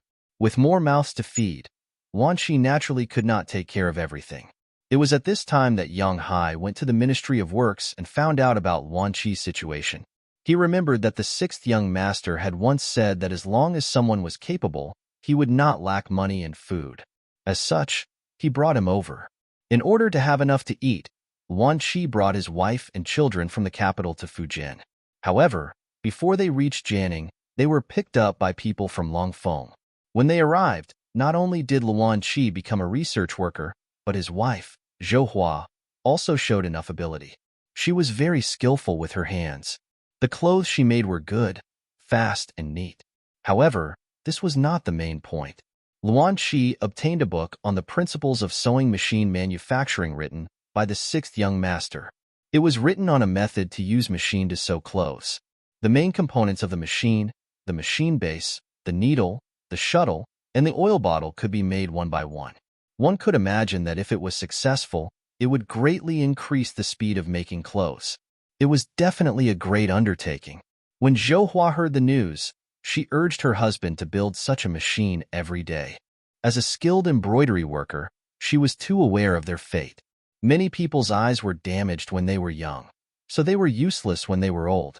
When they arrived at the illegal docks, their meals and drinks were naturally arranged. Luan Qi was very happy to be able to enter a special research area, especially when he heard that the sewing machine manufacturing principles were written by the 6th young master himself. He admired it even more. It was difficult to call him, who was originally in a state of research. Not to mention thunder, even if it was a knife, he would not be distracted at all. This was the spirit that a research worker should have. But this time, when he heard someone outside shouting that the young master Qi was here, he put down all the work in his hands and ran out. Like Luan Qi, all the people at the illegal docks were also like him. Some of them came first, and some came later. But no matter what, they did not have to worry about food and drink now. All of this was brought to them by the 6th young master. They knew how to be grateful. Spontaneously coming out to greet him was a show of their attitude. When Luan Qi came out of his research room, he saw that Yang Chendong was already surrounded by a group of people. Many of these people had never seen the 6th young master before, but they had been hearing legends about this young master ever since they came here. In their imagination, this person must be tall and powerful, and it was even possible that he had 3 heads and 6 arms. When they surrounded him, it was more of a novelty. However, with so many people suddenly surrounding him, it was difficult to guarantee his safety. Not only Tiger's Mane, Beta Persei, Yangtze, But even Long Song and Gao Xiong rushed over with the members of the Cold Front to maintain order. In response, Yang Chendong waved his hand and refused. These people trusted him so much, but they could not trust him completely. Who else in the world could be trusted? It's okay. Let them come over and take a look. I also want to talk to them. Yang Chendong acted as if nothing would happen. He picked up a cute little girl who was dressed neatly and had bright eyes. He took out a piece of chewing gum and handed it to her. Big brother, how do you eat this? Do you put it in your mouth? The little girl did not seem to be very afraid of people. She was still smiling when Yang Chendong carried her in his arms. Yes, this thing is called chewing gum. It can keep your breath fresh. You have to put it in your mouth, but you can only chew it. Once it becomes tasteless, you have to spit it out. You can't eat it. Oh, by the way, it can also blow bubbles. As Yang Chendong spoke, he put the same piece of chewing gum in his mouth and began to chew it. Little girl, what's your name? Seeing Yang Chendong take the lead and put the chewing gum in his mouth, the little girl was no longer afraid. She also opened the packaging of the gum in her hand and chewed it. As she ate, she said with a smile, "It's so sweet. Big brother, my name is Xiaoyu. My parents said that on the day I was born, it was drizzling for a whole day." Xiaoyu, what a good name. Hee. When he said this, Yang Chendong slowly blew a white bubble in his mouth. Seeing this scene that she had never seen before, Xiaoyu was shocked. Her big eyes were filled with a why? Look. Fortunately, she was smart enough and quickly began to learn how to blow bubbles. However, this kind of thing requires skill. It is not something that can be learned by a first-timer. In addition, chewing gum is not like bubble gum. There is a certain degree of difficulty in blowing bubbles. It is even more impossible to learn immediately. After Yang Chendong ate a piece of candy, white bubbles came out of his mouth, causing the other children to be surprised and envious. Some of the bolder children also tried to reach out to Yang Chendong, wanting a piece of candy that could blow bubbles. Yang Chendong, who had prepared a lot, naturally did not refuse. With the mentality of not worrying about scarcity, but worrying about uneven distribution, he gave a piece to all the children who came to ask for it. The children were happy, but some of the adults were panicking, especially Xiaoyu's mother. She walked over in a panic, bowed, and then said with an apologetic face, "Sixth young master, Xiaoyu is not sensible and asked for things from you. Please forgive her." Looking at the somewhat beautiful middle-aged woman who was neatly dressed, Yang Chendong's face was filled with kindness. "You are Xiaoyu's mother?" This time, without waiting for the woman to answer, Gao Xiong introduced her first, reporting to young master, "This woman is Xiaoyu's mother. Her name is Zhou Hua, and she is the wife of the person in charge of the power plant, Wan Qi. At the same time, she is very skillful. We were just about to report to you and ask you to approve her as the manager of the garment factory." Wan Qi? I've heard of this person. Yang Chendong nodded. Long before he came, he had read some information about the illegal docks. Wan Qi was a person with ideas, strong skills, and was regarded as the smartest person. Naturally, his name had long been in his mind. Zhou Hua was originally a little helpless, afraid that her little daughter would do something wrong and offend the sixth young master. Now that she heard that he already knew her husband's name, she immediately felt honored and her expression became much better. "Okay, I'll leave the child to you. Tell your husband that I want to have a good chat with him later," Yang Chendong said politely, and at the same time, he handed Xiaoyu, who was leaning on his arms, back to Zhou Hua. He had always valued talents. If possible, he did not mind telling Wan Qi what he knew, hoping that he could really create electricity. In that case, countless people would benefit from it, and it would also greatly promote the development of science. Zhou Hua had always been a carefree person. Even in the face of strangers, she would not feel afraid. However, she did not know why, but when facing the amiable Yang Chendong, she sweated all over. That was a manifestation of nervousness. Perhaps this was a kind of attitude and respect towards people who were important. The children received the chewing gum and ran away with smiles. Some adults also saw Yang Chendong's true appearance and left with satisfaction. With fewer people around, Yang Chendong walked towards the military camp in the distance, accompanied by Long Song and Gao Xiong. According to Yang Chendong's idea, the military camp was built very neatly. It was a straight line, giving off a very orderly feeling. Yang Chendong watched the training of the Longfeng soldiers here. Over the past half a year, the older Longfeng soldiers had already taken in disciples. Mixing the old and the new was indeed an effective way to increase their combat strength. In addition, after Gao Xiong obtained the new cannons, every time he went out to sea, he would come back victorious. Not only did he bring back unlimited wealth, he also brought back a lot of strong laborers. Among them, there were some good seedlings. After a strict selection process, they became auxiliary soldiers. The so-called auxiliary soldiers were a battle sequence given by Yang Chendong. He also called these people the reserve soldiers. It referred to those soldiers who were undergoing training but had not passed the various tests. In the future, once an auxiliary soldier passed the test and reached the standard, he would immediately become a new Longfeng soldier. The direct benefit was that his monthly salary would increase. The 1 silver tael per month when he was an auxiliary soldier would become 2 silver taels. Of course, this was not the most important thing. After becoming a Longfeng soldier, it meant that he was a qualified soldier and would be given a 81 rifle. That was the symbol of glory. For the sake of safety, they usually did not carry bullets in their guns. They would only carry bullets when they were shooting targets or when they needed to go out on missions. However, this still made some people wild with joy. Every new member of Cold Front carried a gun and walked around the dark dock. It was not only to show off, but also to show off. Chapter 29. Lung Song and Gao Xiong didn't stop them. In their eyes, this was an honorable display of status and also a way to increase their sense of responsibility. These people's showing off could indeed boost the morale of the training and ensure that more qualified men would sign up for the army. However, Long Feng's assessment was too strict. After half a year, the number of auxiliary soldiers had already reached more than 1,000, but only about 100 of them were qualified to carry guns. Yang Chendong stood there in high spirits as he listened to Long Song and Gao Xiong's report. Especially Long Song, because most of the candidates were plundered from the sea. He wanted to develop the army, but every time he wanted a good seedling, he had to argue with Gao Xiong many times before he could get his wish. As a result, the army only had a platoon of 30 people. This was far from enough to meet his requirements, and he couldn't lead these people to achieve any glorious results. Yang Chendong lightly shook his head at Long Song's anxiousness. You can't eat a fat man in one bite. These people were born poor. They didn't even have enough to eat before, so their physical strength couldn't keep up. If they wanted to reach the standard during training, it would naturally take a lot of effort. It doesn't matter if they don't have to. Now that they can eat their fill, their physical fitness will definitely improve slowly. When the time comes, more and more people will pass the assessment, and both the Navy and Army will have the opportunity to grow stronger. Haste makes waste.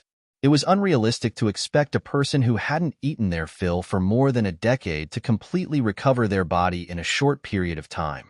Yang Chendong had just finished speaking when one of the instructors, He Yang, agreed. Yes, young master is right. These soldiers' physical fitness is really too weak, and it will take some time for them to recover their bodies.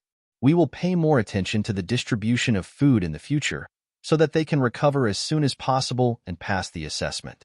He Yang observed Yang Chendong attentively and noticed that Yang Chendong was listening attentively. He even nodded from time to time to express his agreement. He then probed. It's just that their bodies are easy to recover with enough food and meat. However, when it comes to cultural classes, most of them are illiterate. It's a little troublesome to teach them. Can't you be a little more lenient in this aspect? Oh, have you already done that?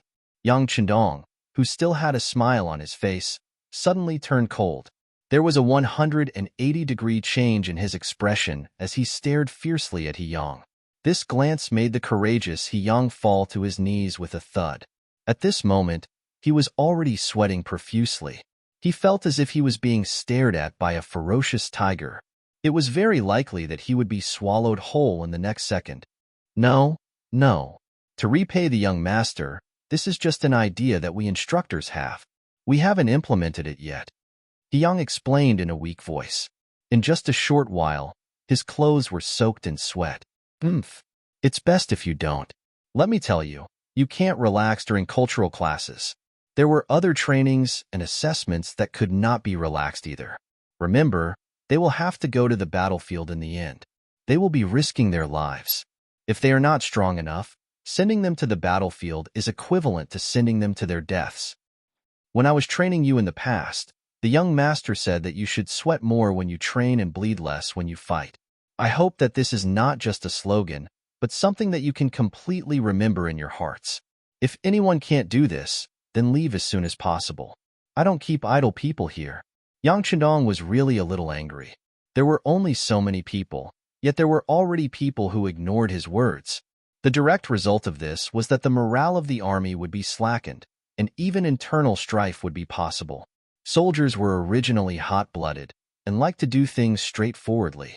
It was difficult for them to consider the feelings of others. This kind of army was of course a fierce army, but it was also a double-edged sword. If it was not used well, it was afraid that one day it would hurt oneself. This was something that Yang Chendong absolutely did not want to see. They had enough firearms. Once the muzzles were pointed at him, what kind of consequences would there be? Even if he had a bulletproof vest, he would not be able to withstand it. At this moment, or rather, after this incident, Yang Chendong suddenly had an idea in his mind. That was, he had to create a group of sufficiently obedient political instructors, which were the necessary company-level instructors, battalion-level instructors, and regiment-level political commissars. This was not because he wanted to divide power, but because he had to ensure the obedience of the army. Otherwise, even if there were no problems now, there would be a day when it would explode. Then, it would really be a fatal existence. Yang Chendong did not want to come to the great Ming dynasty only to be killed by his own people in the end. That would be a grievance that could not be redressed. Yang Chendong's angry rebuke made He Yang nod his head repeatedly. Even Long Song and Gao Xiong on the side were sweating. Before this, they did have the idea of lowering the cultural assessment. In the end, it was because of the lack of soldiers and the lack of knowledge. There were always some seedlings who were physically qualified, but because they were unwilling to learn, they did not pass the assessment in the end. If this was only an example, it would be fine. However, it had gradually become a trend, and the fresh blood in the cold front was getting fewer and fewer. In view of this situation, Long Song and Gao Xiong discussed with He Yang and the other four instructors whether they could lower the standards of the cultural assessment. This way, they would be able to obtain more soldiers. In fact, Long Song and Gao Xiong did not pay enough attention to the importance of the cultural assessment.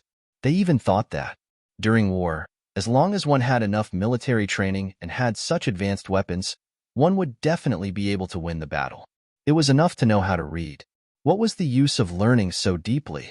It was precisely because of this understanding that He Yang and the other four instructors had changed their minds. Just now, they were just testing the waters. They never thought that it would cause the sixth young master to be so angry. This was something they did not expect. He even said that this was not a place for idlers. After seeing the advanced weapons, especially the various skills taught by Yang Chendong, everyone deeply understood how powerful this place was. It was not an exaggeration to say that if the sixth young master had any disloyalty, it would greatly shake the ruling regime of the Ming dynasty. This was a new and powerful force. As the earliest participants, one could imagine what kind of glory it would create in the future. If anyone were to leave now, that person would be a real fool. Therefore, with just one sentence, everyone tactfully shut their mouths. Perhaps they had their own selfish motives, but no matter what, they would not leave. Forget it. Yang Chendong saw everyone's reaction. He really wanted to say more. For example, if they had knowledge, they would be able to use their knowledge to be useful to the country and society in the future. Even if one day they were old or injured and had to leave the ranks of the military, they would have the ability to survive wherever they went. However, he also knew that it was a little too early to say these things to these people. Rather than trying to reason with them here, it was better to let them understand on their own. It did not matter if they did not understand. In the future, there would be more political instructors here. The ideological work would be left to them. As for these people, it would be best if they could adapt. If they could not, then they could only be eliminated. This was also the unchanging law of the jungle under the advancement of society. Fortunately, they were all cultured people. Even if they did not have the job in front of them, they could still do many other things. They would not face the predicament of having nothing to do. Take me to see the arsenal. Yang Chendong did not have the interest to continue talking with He Yang and the others. He turned around and left.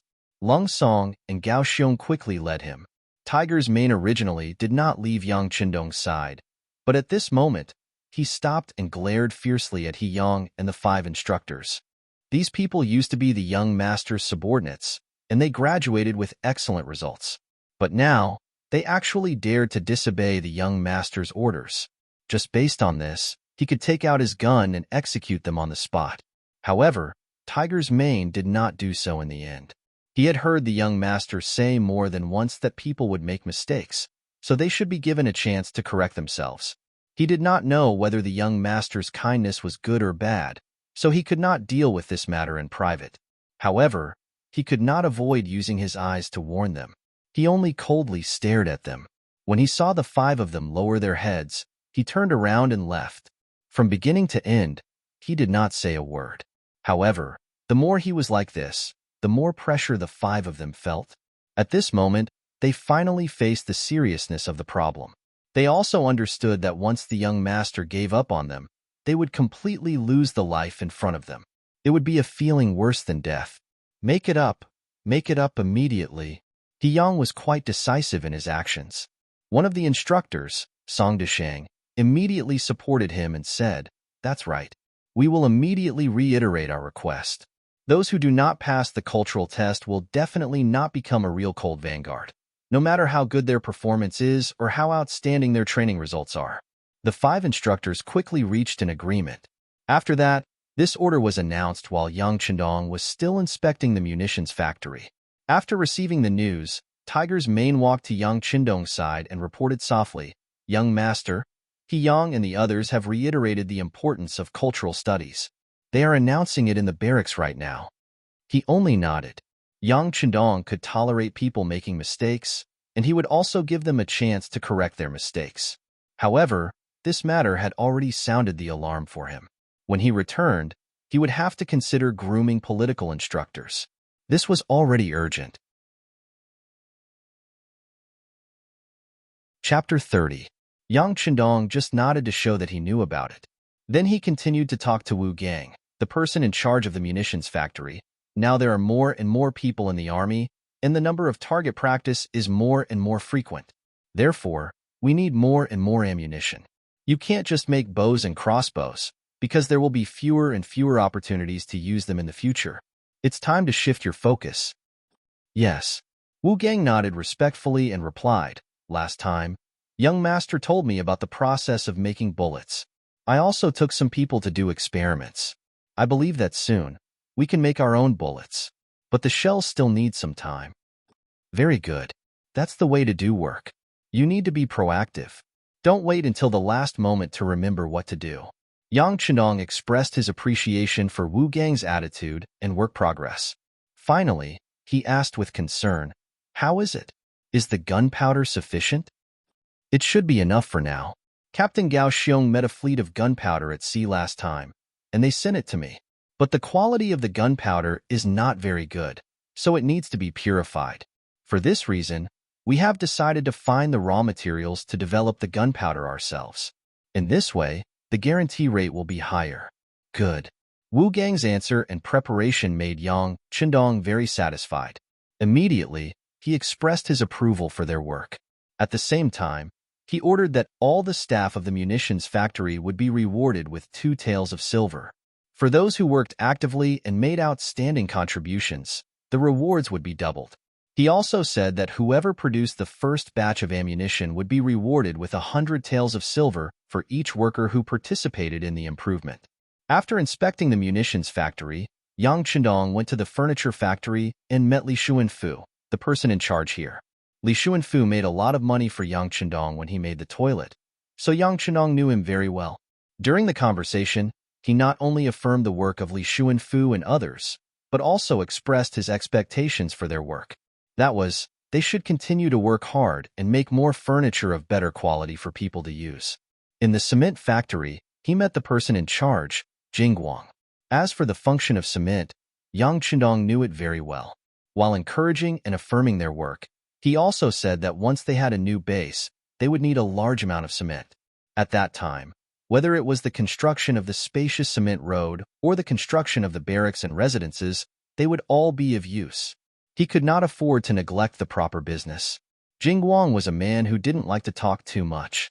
All he did was guarantee that he would produce more backup cement to ensure that they wouldn't screw up when needed. From noon to afternoon, Yang Chendong went to many places and gave very pertinent opinions on some of the things he saw. After having dinner with Long Song, Gao Xiong, and the others in the barracks, he strolled to Luan Qi's house. During the day, Yang Chendong went to a few factories, but he didn't go to the power plant. This made Luan Qi very nervous. Even during dinner, she was absent-minded and didn't eat much. That's enough. What are you worried about? I said that you would be in charge of the power plant, but who knows what it is? Even you don't know much about it. Since you haven't made any achievements, do you still want the sixth young master to come to your place for inspection? What would he come to see? Zhou Hua was lively and loud. Seeing her husband's absent-minded appearance, she scolded him angrily. Luan Qi was already in a bad mood. Naturally, she didn't want to quarrel with Zhou Hua. She just sat there silently. Her youngest daughter, Xiaoyu, saw this and walked over with small steps. Daddy, don't be angry with Mommy. Actually, the sixth young master is very nice. He hugged me during the day and gave me candy that can blow bubbles. As she spoke, Xiaoyu carefully raised a piece of colorless chewing gum that was wrapped in a piece of cloth high up in the air. The chewing gum no longer had the taste of sugar and couldn't blow bubbles. However, Xiaoyu still couldn't bear to throw it away. She carefully kept it. Xiaoyu, be good. Daddy isn't angry. Luan Qi naturally wouldn't tell her the worries in his heart. He had always been the smartest in the eyes of others. Of course, he didn't want to admit that he didn't know what electricity was. Although he had read books and had some theoretical understanding, he had never seen the real thing. He still couldn't imagine what electricity was. Why did it say that it could emit light and heat? It didn't seem to make sense at all. Wouldn't it have the same effect as the sun? It was too unbelievable. It was too difficult for him to do something that even he couldn't understand. Luan Qi had his own thoughts. Xiaoyu couldn't tell at all. She just stared at the colorless chewing gum in her hand in a daze. Only one piece was too little. She wanted to have a lot. Then, she could also blow bubbles like the sixth young master. Then, in front of her friends, she would be so glorious. Sixth young master, why are you here? Zhou Hua's anxious voice suddenly sounded from outside the door. There was even a hint of fear in her voice. What? You have some kind of monster here that eats people. Can I come? Yang Chendong's kind voice sounded. Then, the door curtain was pulled open. The sixth young master, who was dressed in camouflage, strode in. The sky was already dark. There was only a kerosene lamp in the room, so it was still a little dim. When Yang Chendong stepped in, Luan Qi didn't recognize him at all. However, Xiaoyu, who was in his arms, had good eyes. She recognized Yang Chendong at a glance. Suddenly, she jumped out of her father's arms happily and jogged to greet him. Yang Chendong was very cooperative as he bent down to take Xiaoyu over and carried her up in his arms. Xiaoyu seemed to be naturally close to Yang Chendong. She wasn't afraid at all. Instead, she wrapped her arms around his neck and giggled. Big brother, do you still have chewing gum? Xiaoyu is useless. I blew it for the whole afternoon but didn't blow a single bubble. You said before that I can't keep it in my mouth if it doesn't have any fragrance. I had no choice but to spit it out. As she spoke, Xiaoyu felt wronged. In the end, she was about to cry. In both Yang Chendong's previous life and this life, he was most afraid of women crying. Although Xiaoyu was not yet 10 years old, once she cried, it didn't matter her age. Okay, Xiaoyu, don't cry. Big brother still has some chewing gum. I'll give it to you. Okay? After speaking, Yang Chendong took out a whole box of chewing gum from the pocket of his camouflage uniform like magic. There were a total of 100 pieces inside. This was what he wanted to give to Xiaoyu. Suddenly, there was so much chewing gum in her hand. At that moment, Xiaoyu's face was like the sky after the rain. She didn't look like she was going to cry. Instead, she looked happy. Then, she couldn't help but kiss Yang Chendong's face.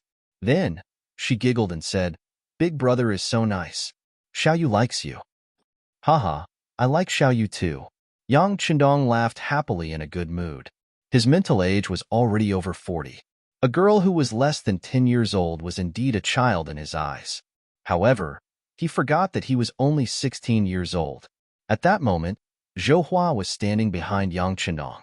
When she saw that her daughter and the sixth young master hit it off so well, and that the two of them even said that they liked each other, she couldn't help but be overjoyed. When she saw that her husband, Wan Qi, was still stunned and couldn't recognize Yang Qindong's identity, she couldn't help but walk forward angrily and kick him lightly. Idiot! Hurry up and recognize him. This is the sixth young master. When he heard that the person who came was the sixth young master, Wan Qi was also stunned. During the day, he only saw him from afar. In addition, he wasn't wearing a camouflage uniform at that time. The light in the room was dim, so naturally, he couldn't recognize him.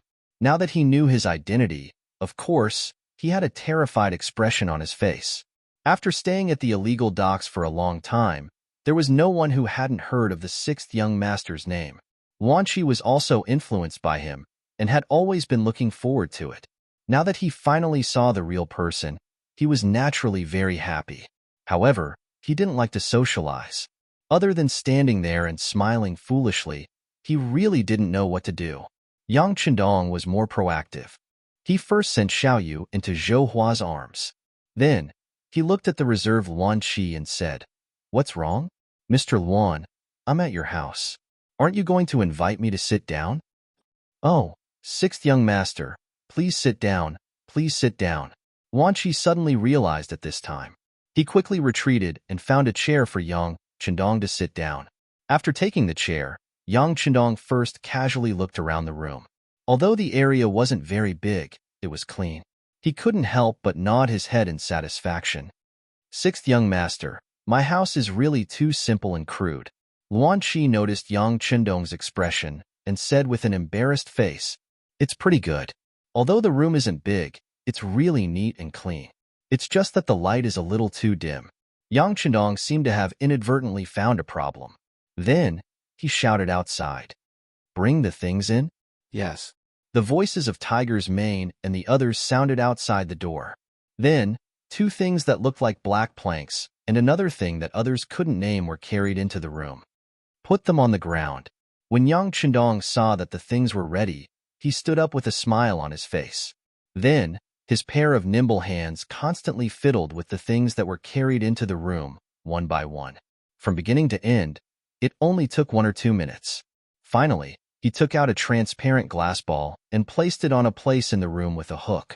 After checking the wires and confirming that there were no problems with all the wires, Yang Qindong raised his head and looked at the puzzled faces of Wan Qi, Zhou Hua, Xiaoyu, Tiger's Mane, Beta Persei, and Yang Si. He said, "Are you guys ready? It's time to witness a miracle." Chapter 31. Of course, none of the people present knew this famous line. Everyone still looked at Yang Qindong with a puzzled expression. Until now, they still couldn't figure out what the sixth young master was doing. What would these things do if they were brought into the house? Yang Qindong saw everyone's puzzled expression. He knew that the foreplay was in vain, but it didn't matter. He was looking forward to seeing everyone's reaction when the electricity was turned on. However, in order to avoid any accidents, he reminded them in a friendly manner, "No matter what happens later, don't move around. Even if you fall, sit on the spot. Don't touch anyone else. It'll be bad if you get hurt." What? What does that mean, sixth young master? Zhou Hua was so curious that she couldn't help but ask. Just listen to the sixth young master. Seeing that Tiger's Mane and the other two didn't have any doubts, and only his wife was still asking questions, Wan Qi reminded them, "It's nothing. In short, no matter what happens later, don't panic and don't move around casually." Yang Qindong knew that no matter how much he said, it wouldn't be as surprising as seeing it with their own eyes. Therefore, after laughing, he connected the last wire to the battery holder. When he did this, Zhou Hua was still puzzled. She couldn't help but ask curiously, "Sixth young master, why are you standing on the spot and not moving around?" Before Zhou Hua could finish her sentence, she couldn't help but scream first. Then, it was Xiaoyu, Luan Qi, and Tiger's Mane and the other two who couldn't help but scream. Outside Luan Qi's house, there were 10 soldiers sent to protect the 6th young master. Although this was an illegal dock, it was supposed to be safe. However, the 6th young master's safety couldn't be compromised. Therefore, after a discussion between Long Song and Gao Xiong, they decided to send 10 soldiers, led by Ting Shan. All of a sudden, a series of screams rang out from inside, giving them a fright. However, what made the 10 of them even more puzzled was that they were originally hidden in the dark, but now, their figures were revealed by the bright lights in the room. None of their concealment was effective anymore. What's going on? Let's go in and take a look. Tung Shan reacted quickly. At first, his eyes lit up as if it was daytime. But after 2 seconds, he reacted and wanted to go into the house to check on the 6th young master's safety. Fortunately, Yang Qindong's voice came from the room. I'm fine. You guys can stay outside. Was there really nothing wrong with the room? Of course, that was impossible. Because at this moment, everyone in the room had their mouths and eyes wide open, as if they had seen a ghost. The lights were on, and the solar generator was working. The 2 solar panels were connected to a large battery, and the voltage was enough to illuminate the central room, which was only a dozen square meters, as if it was daytime. The light that suddenly lit up was so dazzling and unbelievable to everyone. Fortunately, Yang Qindong had warned them beforehand, so no one ran away instinctively. However, the disappointing Zhou Hua still fell to the ground with her daughter in her arms. Tiger's Mane and the others did not fare any better. Although they did not move around, they were still flustered at that moment and did not know what to do. On the other hand, Luan Qi was first shocked by the white light in front of him and sat on the stool. However, when he came to his senses, his eyes lit up and he asked excitedly with a slightly hoarse voice, Is this electricity? Yes, this is electricity. Yang Qindong gave a very accurate answer. Based on the theory that seeing was believing, Yang Qindong arranged for Tiger's Mane and the others to put the 2 solar panels under the sun to absorb the light. The reason why he chose to come to Luan Qi's house at night was to give him a deeper impression. Now, it seemed that the effect was quite good.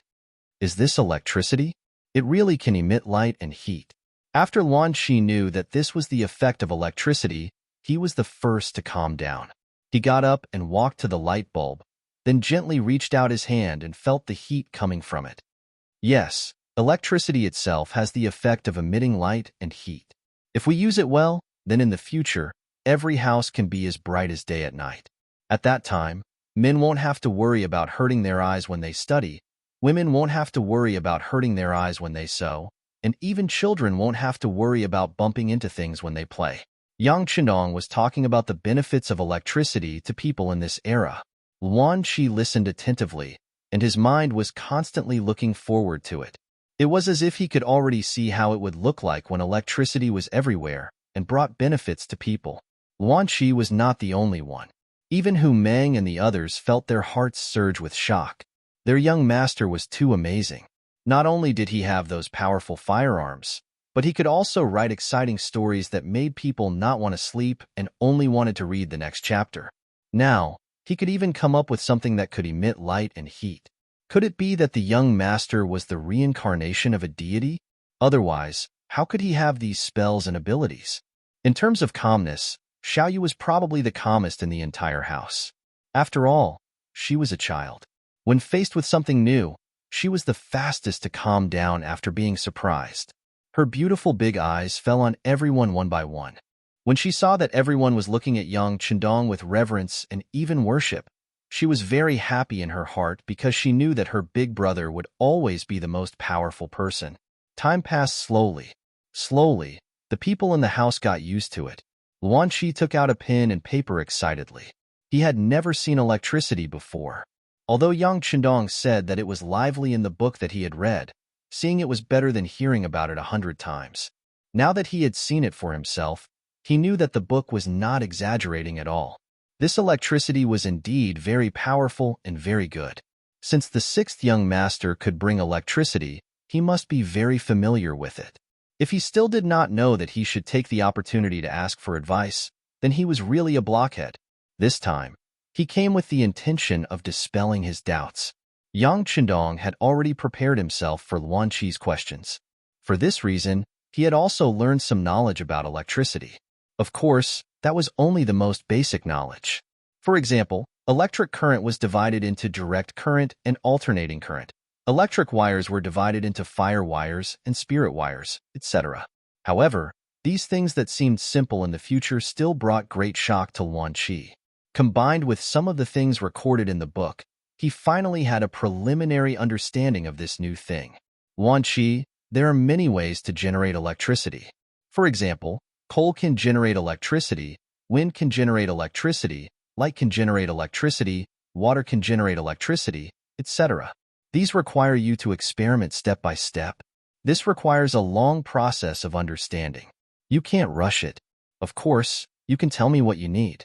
This young master will do his best to satisfy you. I just hope that in your hands, electricity can be owned by people as soon as possible. It can serve mankind and benefit mankind. Yes, I will work hard to learn and do it with my heart. Luan Qi saw electricity for the first time. It was the first time that he had a certain understanding of it. At this moment, his heart could no longer be calm. He even hoped that he could have the ability to not be tired and not sleep. That way, he could study electricity earlier. I believe you can do it. He patted Luan Qi's shoulder. How about this? In the future, you will be the factory director of the power plant. All right, I also heard that you are developing a machine to make clothes. Very good. You can tell me anything you need. When I am not around, you can also look for Longsong or Gaoxiong. They will unconditionally satisfy you. As for the future factory director, I think it will be better for your wife to be the one. Zhou Hua, who was standing on the side, didn't expect the sixth young master to talk about her. He even said that he wanted her to be the factory director, although she didn't know what the factory director would do. But thinking about it, it should be an official. Thinking that an illiterate woman like her could be an official, Zhou Hua instinctively wanted to decline. Seeing that Zhou Hua wanted to speak, Yang Chenong laughed and said, "Well, you don't have to refuse. I am not giving face to anyone. I know that you are skillful and have the ability to do so. Of course, it is not so easy to be an official." With a smile, Yang Chendong reached into his arms and took out a few drawings. He handed them to Zhou Hua and said, "These are the drawings of some clothes. You can study them carefully. If there is anything you don't understand, you can find me at any time while I am here." Those were some sample drawings of military uniforms, as well as women's bras, underwear, and cheongsams. Most of the clothes of the Ming dynasty were long gowns and robes, which didn't look capable at all. Most of the clothes of the army were two-person battle jackets, which looked loose and not capable at all. It was far less practical than camouflage clothes. Although there were a lot of military uniforms in the warehouse, after all, the more they took out, the less there would be. For such a large number of consumables, of course, it was necessary to prepare for a rainy day. Yang Chenong knew that if these things were done well, not only would it be beneficial to him, but it could also be sold in large quantities and eventually become a very profitable industry. For this, he also arranged for people to buy a lot of cloth and silk. As for manpower, there were many men and women in the illegal docks. They could be used. It was equivalent to finding a job to better stabilize people's hearts. Electricity appeared. Just after Yang Chendong left, the illegal docks were so restless that night. People came to Luan Qi's house in groups just to see this treasure that could be as bright as day. Unfortunately, they could only see it from afar and not up close because Luan Qi protected these things as if they were his life. Even Gao Xiong and Long Song could only stand outside the house and didn't have the opportunity to enter the house to see. Xiao Yu, on the other hand, took this opportunity to show off. Her little friends were all gathered in front of her house, looking enviously at the bright electric lights. They were jealous of the chewing gum in Xiao Yu's mouth and the blissful smile on her face, which was already able to spit out bubbles. Chapter 32. That night, there were probably not many people who could sleep peacefully in the entire Black Wharf. Yang Chendong was one of them. After he handed over the power-generating equipment to Luan Qi, it was equivalent to him unloading a burden. He also believed that with the other party's persistence and hard work, it was only a matter of time before electricity was created. After sleeping until dawn, Yang Chendong went to the barracks to accompany the soldiers for a 10-kilometer run. After eating a simple meal, he went to find a person called Kongan. He was going to appoint him as the head of the paper mill. Papermaking not only included the technique of making paper, but also toilet paper, diapers, sanitary napkins, and napkins. In this era, the things people used to relieve themselves were known as the 5-flower white door. Those who had no money would simply use a wooden stick. Only those who had enough money would use some coarse paper.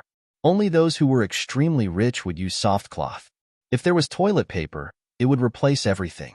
This was a good thing that could promote the development of society and make a lot of money. How could Yang Chendong forget about it? Not to mention the uses of diapers, sanitary napkins, and napkins. It was definitely a good thing that one would not give up after using it once. Kongan was a person who had done some research on paper making. Later on, he offended his superior and was kicked out of the capital. When Yang Chendong found out about this, he asked Yang San to personally find him. Needless to say, the deputy director of the security bureau was quite competent. Kongan was successfully found and sent to the Black Wharf. People who had the basic knowledge could do things with twice the result with half the effort. This was also thanks to De Tsang's omnipotence and omnipotence.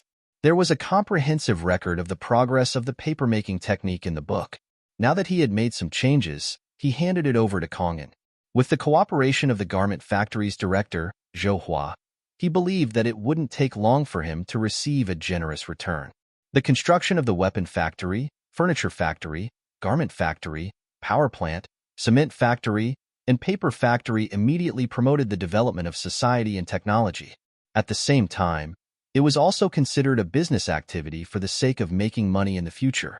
It was just that a strong economy needed enough military support. Otherwise, all of this would just be a wedding dress for others.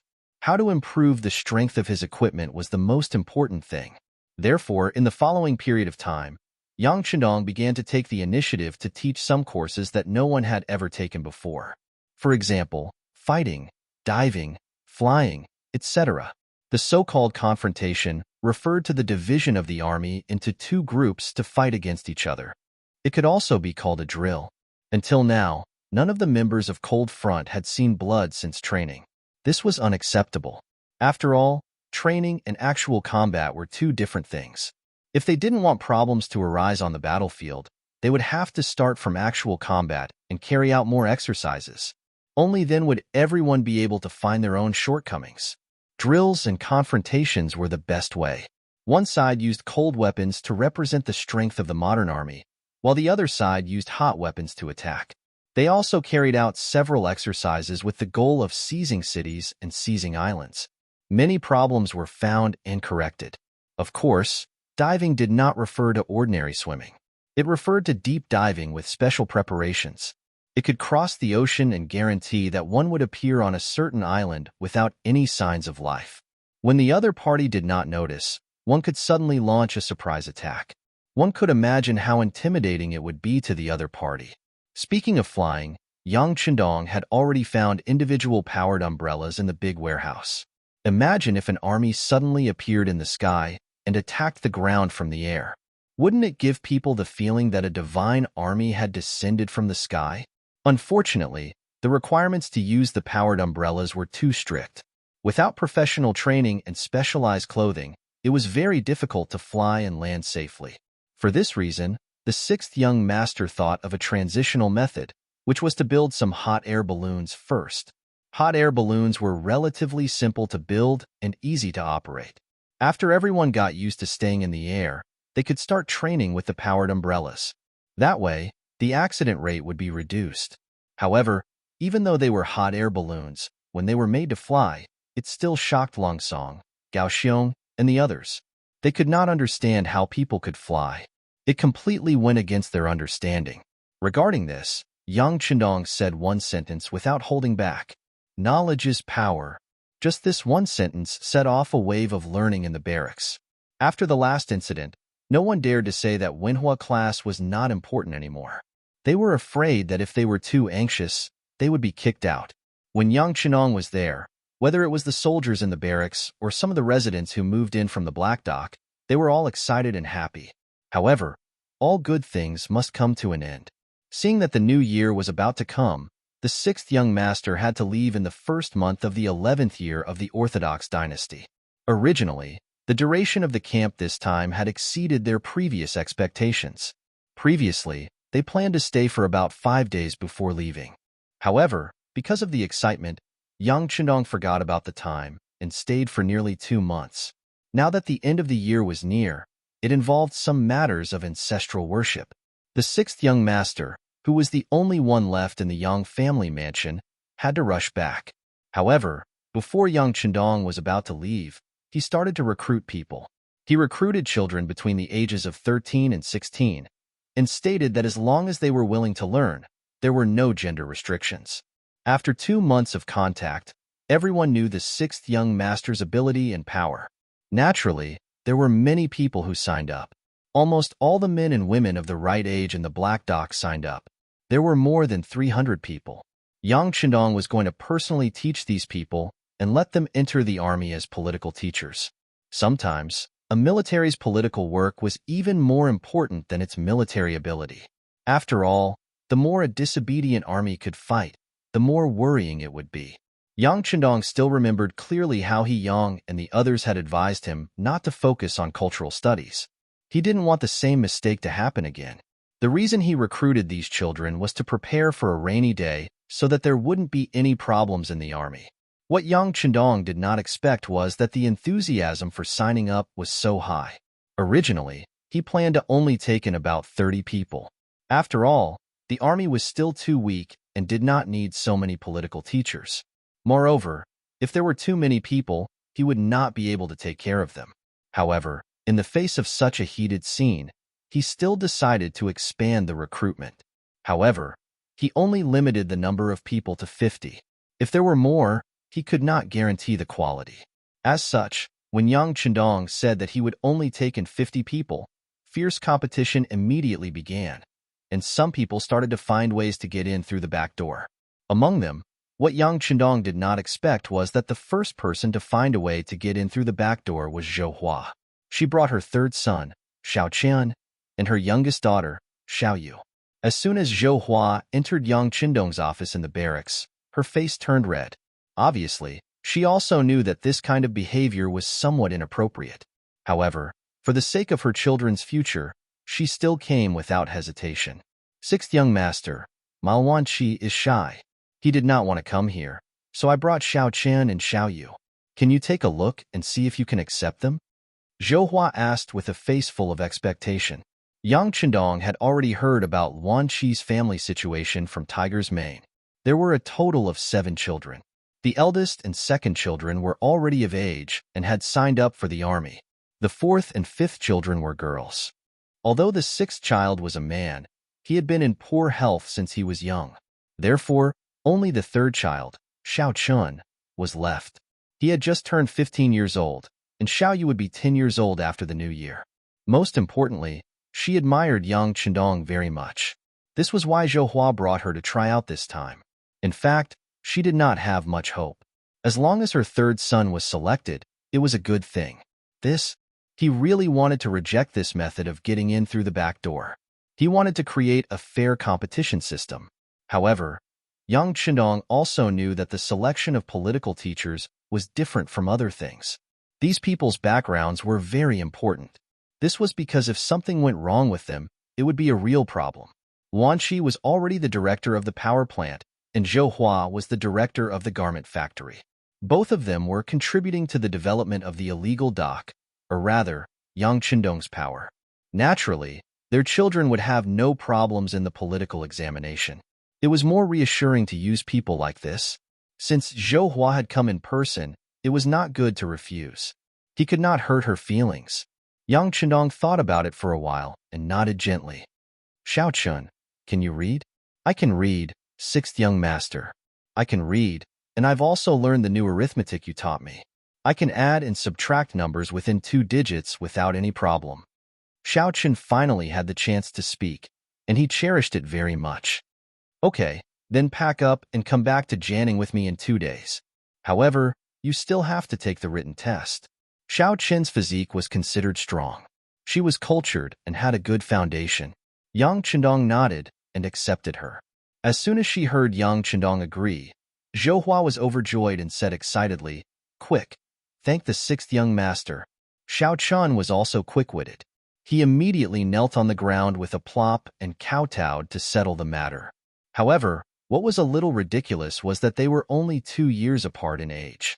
However, no matter how one looked at it, Yang Chendong was too outstanding. Zhou Hua was already very satisfied with the matter of her third son and Xiao Chun. She was ready to leave with her son and daughter. However, at this moment, Xiao Yu refused. She used all her strength to not let Zhou Hua take her away. Instead, she stubbornly said to Yang Chendong, "Big brother, Xiao Yu also wants to follow you." "You? You're too young." Yang Chendong shook his head. Xiao Yu would only be 10 years old after the new year. First of all, she was not qualified in terms of age. "I'm not young, and I will grow up. The most important thing is that I listen to Big Brother more than anyone else." Xiao Yu shook her head like a rattle drum. Her eyes began to fill with tears. Xiao Yu's request put Yang Chendong in a difficult position.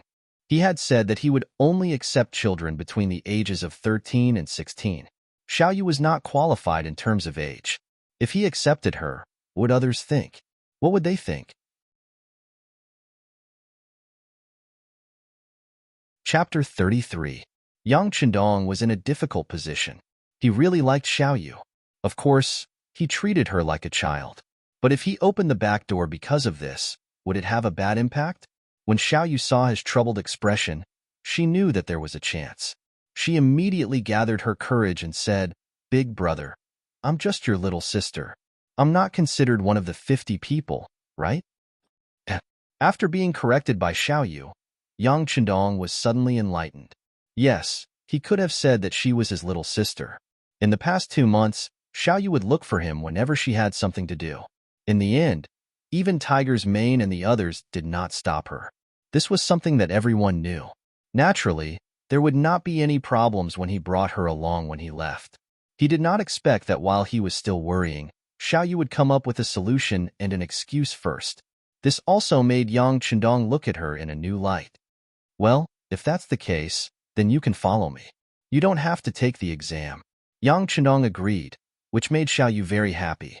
She held her mother's hand and shook it constantly, as if she was asking for credit, but also as if she was expressing her joy. Zhou Hua also did not expect that this time, the 2 children would be able to follow the 6th young master. In particular, the younger daughter was even more amazing. She became the only person who could follow the 6th young master without taking the exam. Xiao Yu's matter was just an interlude. Next, there were also people who wanted to go through the back door. Yang Chendong met some of them, such as Jing Shuang, the son of the cement factory director Jing Guang, Kong Jie, the son of the paper factory director Kong En, and a few others. However, he did not meet most of them. He just found a random reason to reject them. 3 days later, the exam began. It was divided into 2 parts, civil and military. The military part was to run a 3-kilometer race. If one could keep up with the team and not fall behind, they would pass. The civil part was also the most important part. It was to test arithmetic and write an article on understanding the illegal docks. It was stipulated that words that could not be written could be replaced by pinyin. From this, one could see what they were thinking in their hearts. They also held the initiative in their hands to decide who they wanted to recruit. The test lasted for a day, and the final results were announced at night. Naturally, some people were happy while others were sad. Fortunately, the Black Wharf was a place where everything flourished, and there were many things that could be done. Moreover, Yang Chendong also said that if there was a chance in the future, he would come here to recruit people to his side. Thus, the impact of the incident gradually subsided, and those who were not selected also returned to their normal state of mind. Early the next morning, Yang Chendong left the Black Pier. The selection was sent out before the sun rose, and it was requested that every person who was selected not be sent off by their parents. Otherwise, their quota would be revoked. This was also the first lesson that Yang Chendong taught everyone. Stay away from your parents and learn to be independent. Although this seemed a little cruel, it was beneficial for growth. Just like today's education, there was too much emphasis on grades. Most of the children were focused on studying, and very few teachers and schools paid attention to nurturing the children's character. Yang Qindong's way of doing things was to start with independence. Then, he would let them suffer. Only such children could understand the warmth and coldness of human nature more deeply, and their chances of success when they grew up would naturally be much higher. 1447 AD, the 11th year of the Zhengtong dynasty. The New Year's bell was rung. From this moment on, Yang Qinong was 17 years old. It had been nearly 2 years since he came to the Ming dynasty. From nothing to something, his power had developed to today. It was likely that other than a limited number of people, no one knew how powerful he was now. The new year was at the Yang family's old house. As usual, the servants of the old house were given silver taels to celebrate the festive year, and then they went to worship the ancestors. After that, Yang Qindong did not return to the old house. Instead, he went to the Yang family village in the name of breathing fresh air and looking for inspiration to write stories. There were 50 people there. No, 51 students were waiting for him to teach. They were going to face a 3-month study, which was mainly cultural classes and supplemented by physical training. The training was in full swing, and the Yang family village also showed a semi-closed management. Although people were allowed to enter and leave, the inspection was particularly strict. During this time, Yang San had already found a few people who were suitable for intelligence and security work. The standard to assess whether or not they could become official members was to closely monitor everyone who entered the Yang family village and find suspicious people. It was said that it was easy to do things with money. Now, in the streets and alleys of Jiangning Prefecture, who knew how many pairs of eyes of the Yang family were watching? They were either ordinary peddlers, waiters, or the boss of a grocery store. These people were not on the security bureau's list, and they did not even know who they were gathering intelligence for. These people only knew one thing, and that was that as long as they reported unusual things, they might be able to receive silver. If the matter was very important, they would receive even more rewards. People would die for money. Under such an incentive mechanism, naturally, a large amount of intelligence would be sent to Yang San every day. He would then hand over the valuable information to Tiger's Mane and give it to the 6th young master for review. With this mechanism, it could be said that once someone from the imperial court came to Jiangning Prefecture, any unfamiliar face would be immediately discovered. In fact, all this was Yang Qindong's overthinking and caution. No one in the imperial court would target him, a mere 9th-level governor of Jiangning Prefecture. If someone really wanted to deal with the Yang family, they would target the young masters and young ladies of the Yang family in the capital. Moreover, with Yang Rong's death, the power of the Yang family collapsed, and it could be said that it was difficult for everyone to protect themselves. Otherwise, it would have been more than a year since any of his relatives came to the old house of the Yang family to visit him. Of course, Yang Qindong's understanding was that these brothers and sisters must have their own difficulties. Perhaps they were in the capital and had no choice. In any case, he had heard from the old steward Yang Qindong that the young masters and young ladies of the Yang family did not have a good life in the capital. Even if they wanted to leave the capital, they had to report to their superiors, which was a little troublesome. Yang Qindong understood them a little. Moreover, after all, he had inherited this body. If possible, he would help them if he could. Indeed, no one in the imperial court paid attention to Yang Qindong. He just wrote a few wonderful stories in the Yang Bao. In the eyes of the big shots, it was just a side trick. He was only 17 years old, but he could be described as immature. Even so, no one would pay attention to him. Not to mention that the imperial court had its own difficulties. On the 17th day of the 11th year of the Zhengtong dynasty, the minister of war, Huang Yi, waited for a memorial. Walla Yeshen annexed the Arutai tribe when his father was leaving, and he grew stronger day by day. The Wara wanted to invade the border, which caused the tension on the border. In the 3rd month of the same year, Ingzong ordered the World School to take the entrance exam for students. It meant that more students could be recruited. They were not official students, but in the form of reserves. It was an act of accumulating talents for the country, but it was tantamount to expanding the power of the landowning households and increasing the number of people who had special privileges. What was the special privilege at that time? To put it bluntly, they didn't have to pay grain for farming, and they didn't have to pay taxes for doing business. And these students occupied a large amount of the country's land, causing the quality of life of the commoners to drop by more than one level. Many people worked hard for a year, and even when they had a good harvest at the end of the year, they still couldn't afford to pay the taxes. It was as the saying went, when the people prosper, the people suffer, but when the people die, the people suffer. Compared to the changes in the outside world, Yang Chendong was very well behaved. He stayed in the Yang family manor, saying that he was writing stories in peace and praying for his parents. In reality, he only used a little bit of time to write. Most of his time was spent on teaching these students. After such a long time, the manuscript of The Smiling, Proud Wanderer had already been completed, and the entire book had already been published. This time, many copies were sent to the capital, satisfying the appetites of some rich young masters and noble ladies. Following which, he started on the fourth book, The Legend of Chu Liuxiang. Once the new book was released, it was as popular as before. This time, it was released at the same time. Not only in Jianing residence, but also in the capital, it caused a frenzy of book fans. In the Hu residence, the elegantly dressed young lady Hu Yin was reading the latest issue of Yang Pao, which was serializing the legend of Chu Liuxiang. Pei. For some reason, Hu Yin suddenly scolded lightly, and then her face flushed red. That appearance was really shy and lovely. The maid Xiao Qing was dozing off when she was abruptly awakened by the young lady's movements. Then, she hurriedly looked around, and when she didn't see anyone else, she pouted and shook her head. "Young lady, are you going to scold Dong Shuai in your heart again?" "What Dong Shuai?" Hu Yin was confused. She knew about Xiang Shuai, and it was referring to Chu Liuxiang. But who was this Dong Shuai? What? Young lady doesn't even know about Dong Shuai? That's the name that everyone gave to the sixth young master of the Yang clan, Yang Chendong.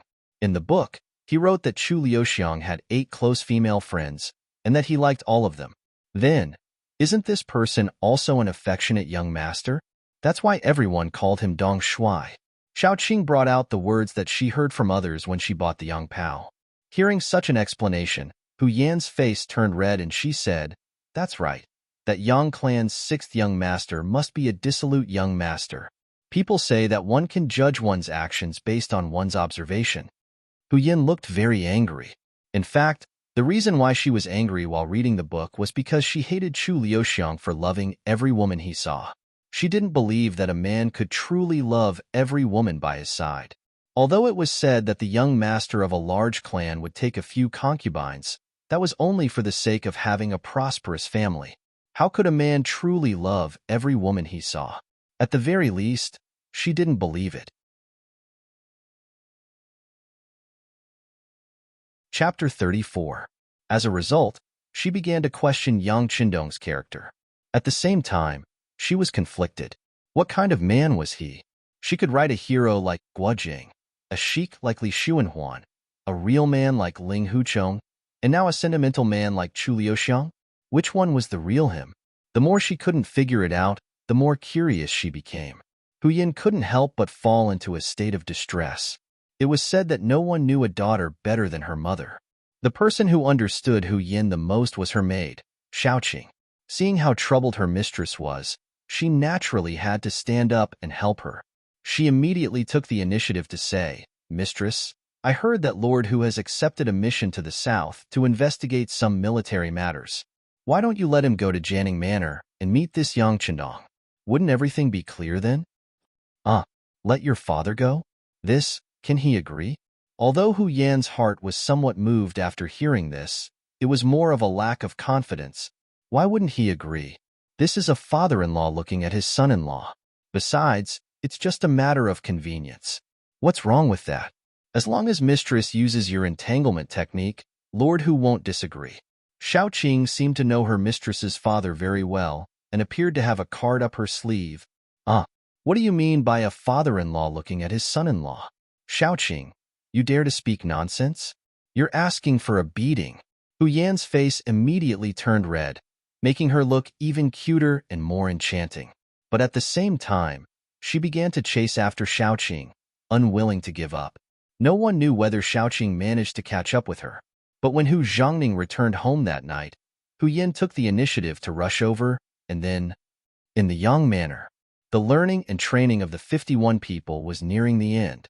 During the learning period, everyone's physical strength was trained. Perhaps it was because of his young age, but he learned everything very quickly. Although he was very tired after a day of hard work, he relied on his young age and good food to recover his body very quickly. In terms of fighting strength, they were naturally inferior to the first batch of Lung Feng. But in terms of loyalty, they were definitely higher. In particular, Xiaoyu had played a huge role in this. Perhaps she had inherited her father, Wan Qi's smart genes. While the others were still studying with their heads down, Xiaoyu was the first to propose that the sixth young master should be the center and that the sixth young master should be the leader. In particular, her learning ability was very strong. Coupled with the fact that she was Yang Chundong's little sister, although she was young, her reputation was not low. Even many children who were older than her lowered their heads and followed her lead. Not only that, but Xiaoyu and Xiao Yin were also very close. The two of them were 8 years apart, but sometimes they were as close as real sisters. Yang Chundong couldn't quite understand this. However, all he needed to know was that these two were on his side. They could do whatever they wanted. With prestige and Xiao Yin on her side, Xiaoyu had more opportunities to see Yang Chundong alone. Under the constant begging, the sixth young master finally gave in to the young girl's attacks and handed over 3 songs. In the end, these 3 songs were all military songs. The first was the People's Liberation Army's military song. Yang Chundong called it a military song. Onward, onward, onward. Our troops face the sun, stepping on the land of our motherland. The second song was Coming Back from Target Practice. The sun sets in the west, the red clouds fly in the sky. The soldiers return from target practice, return from target practice. The red flags in the wind reflect the rosy clouds. Happy songs fill the sky. The third song was Red from the East. Red from the East, the sun rises. The country has produced a Yang Chundong. He seeks happiness for the people. He's the savior of the people. Reality had already proven that military songs could raise morale and strengthen the cohesion of soldiers. Many times, when military songs played, the soldiers' hormones would rise, and they would become excited and excited. The 3 military songs, especially the third one, had unknowingly raised his status. This was something Yang Chundong had thought about a long time ago. An army needed its own soul to ensure stability, and he was undoubtedly the best candidate. As for whether or not he had the suspicion of being Wang Pu, that was up to each person. Not only did Yang Chundong hand over 3 songs, but he also handed over Little Rain's army song. The effect of the army song was great.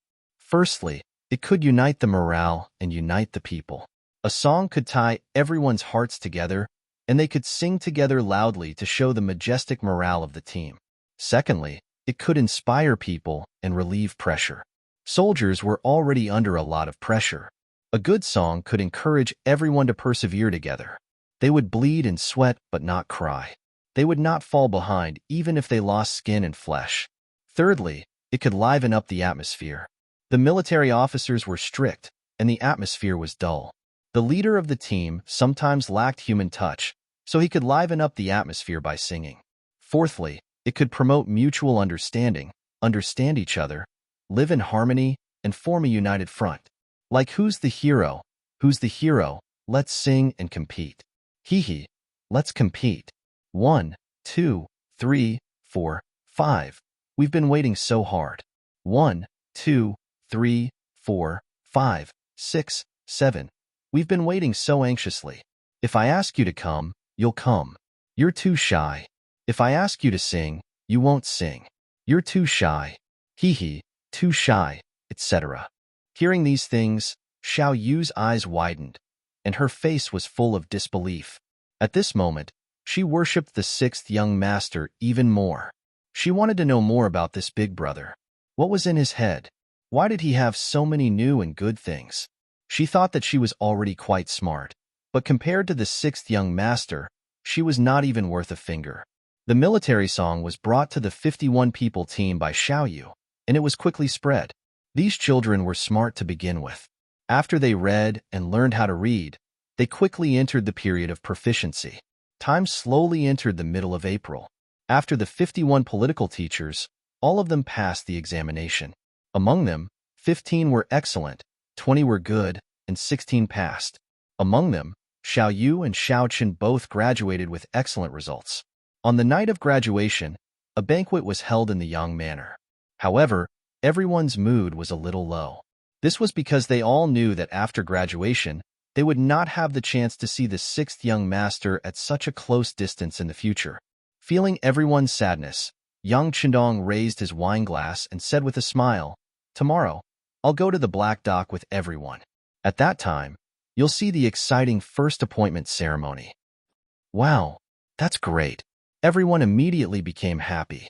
Everyone still did not understand what an appointment ceremony was, but to be able to go back to the Black Dock with the sixth young master and have more opportunities to interact with him was, of course, what everyone wanted. That night, many children got drunk, especially Xiao Yu, who drank a lot. She fell asleep in Yang Chendong's arms with a red face. In this regard, Yang Chendong did not have the slightest intention of blaming them.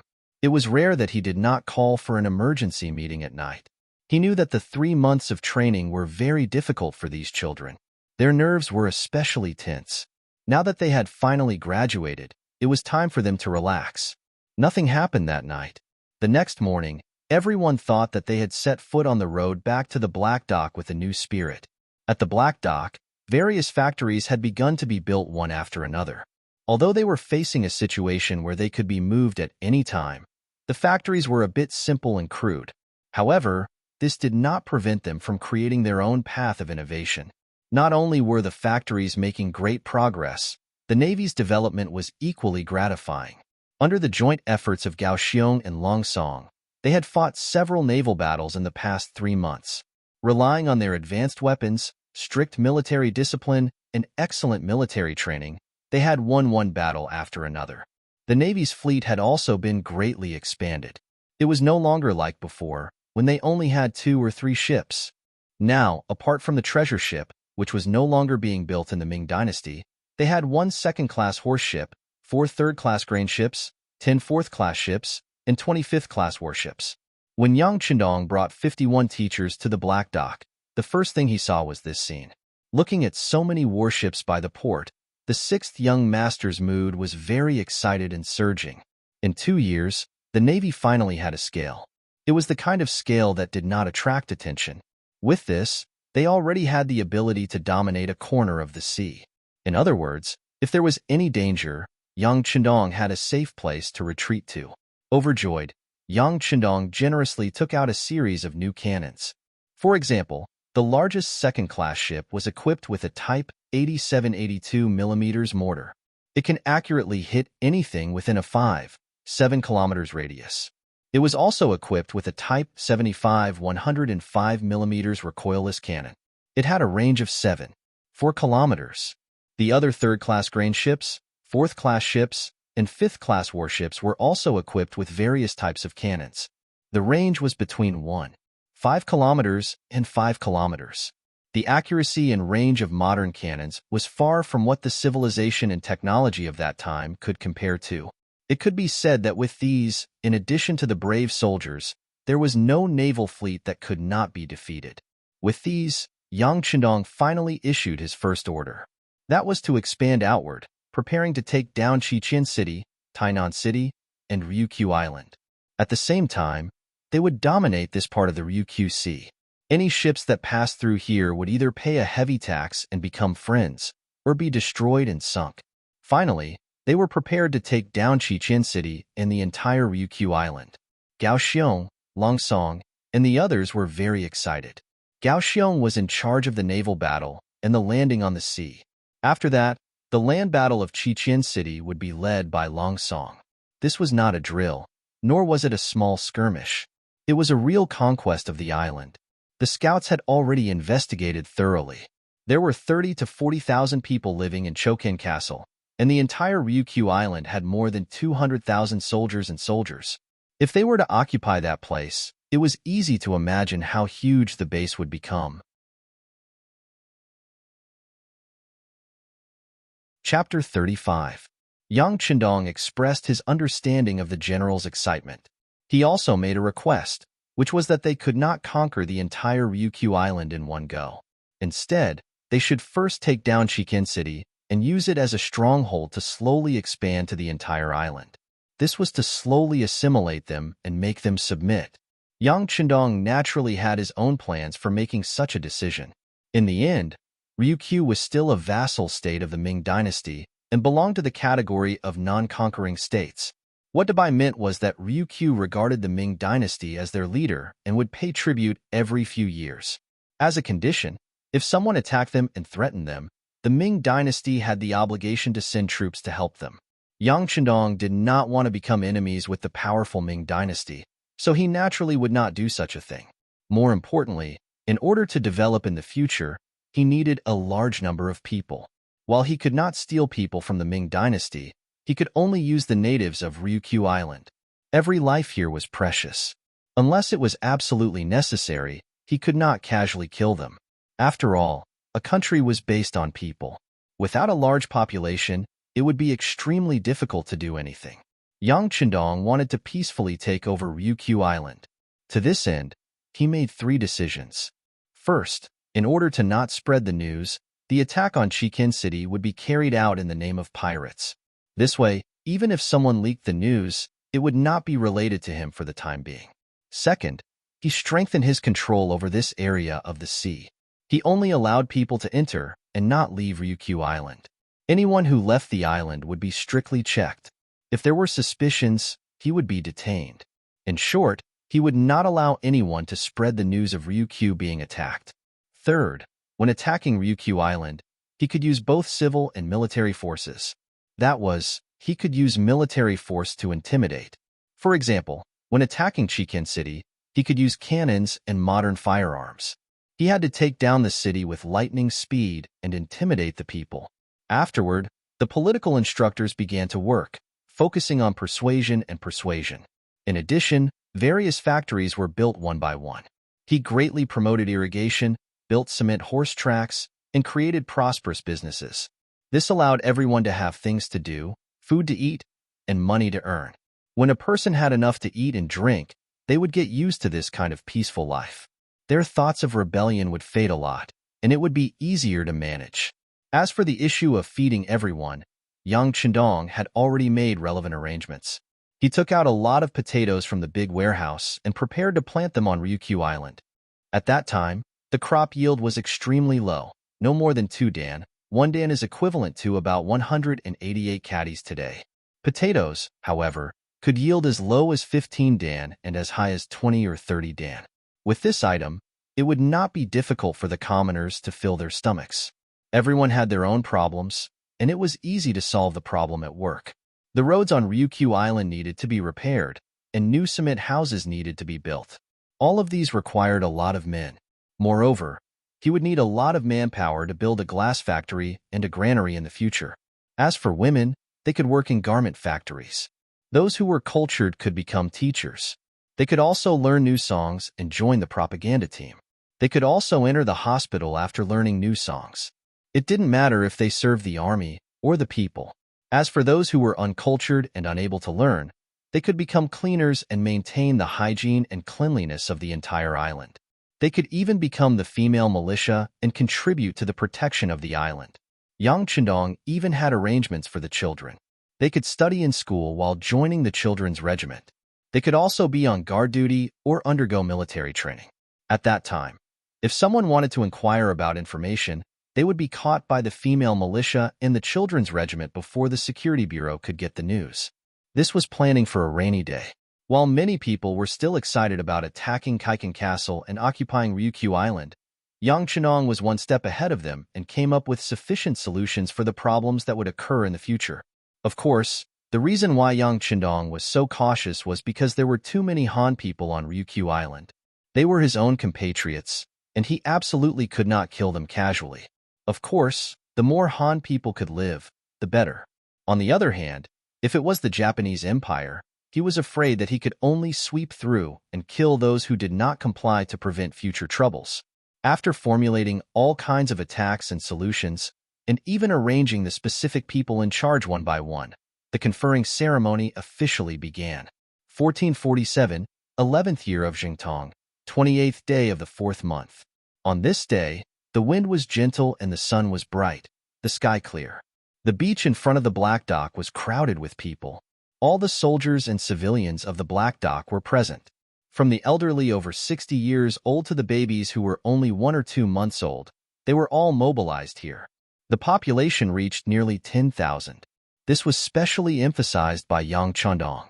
The conferring ceremony was solemn and formal, so it naturally needed to be watched by all. Right now, there were still very few people under him, so he had to mobilize all of them. When the next conferring ceremony came, there was no need to mobilize the elderly and children. Even the common people, under the semi-military management, stood in an orderly manner. No one made any disturbances. Other than a few babies crying out because they were hungry, there was no other sound. At 9 o'clock in the morning, Yang Chandong, who was dressed in military uniform, was the first to walk up to the temporary cement award platform. He walked to a standing microphone that he had obtained from the warehouse. It was connected to 4 huge loudspeakers, enough to ensure that his every word would be transmitted to everyone's ears. Yang Chandong, dressed in martial attire, was wearing the marshal's uniform. A souvenir from the warehouse was found. The marshal's epaulette was golden yellow with red edges.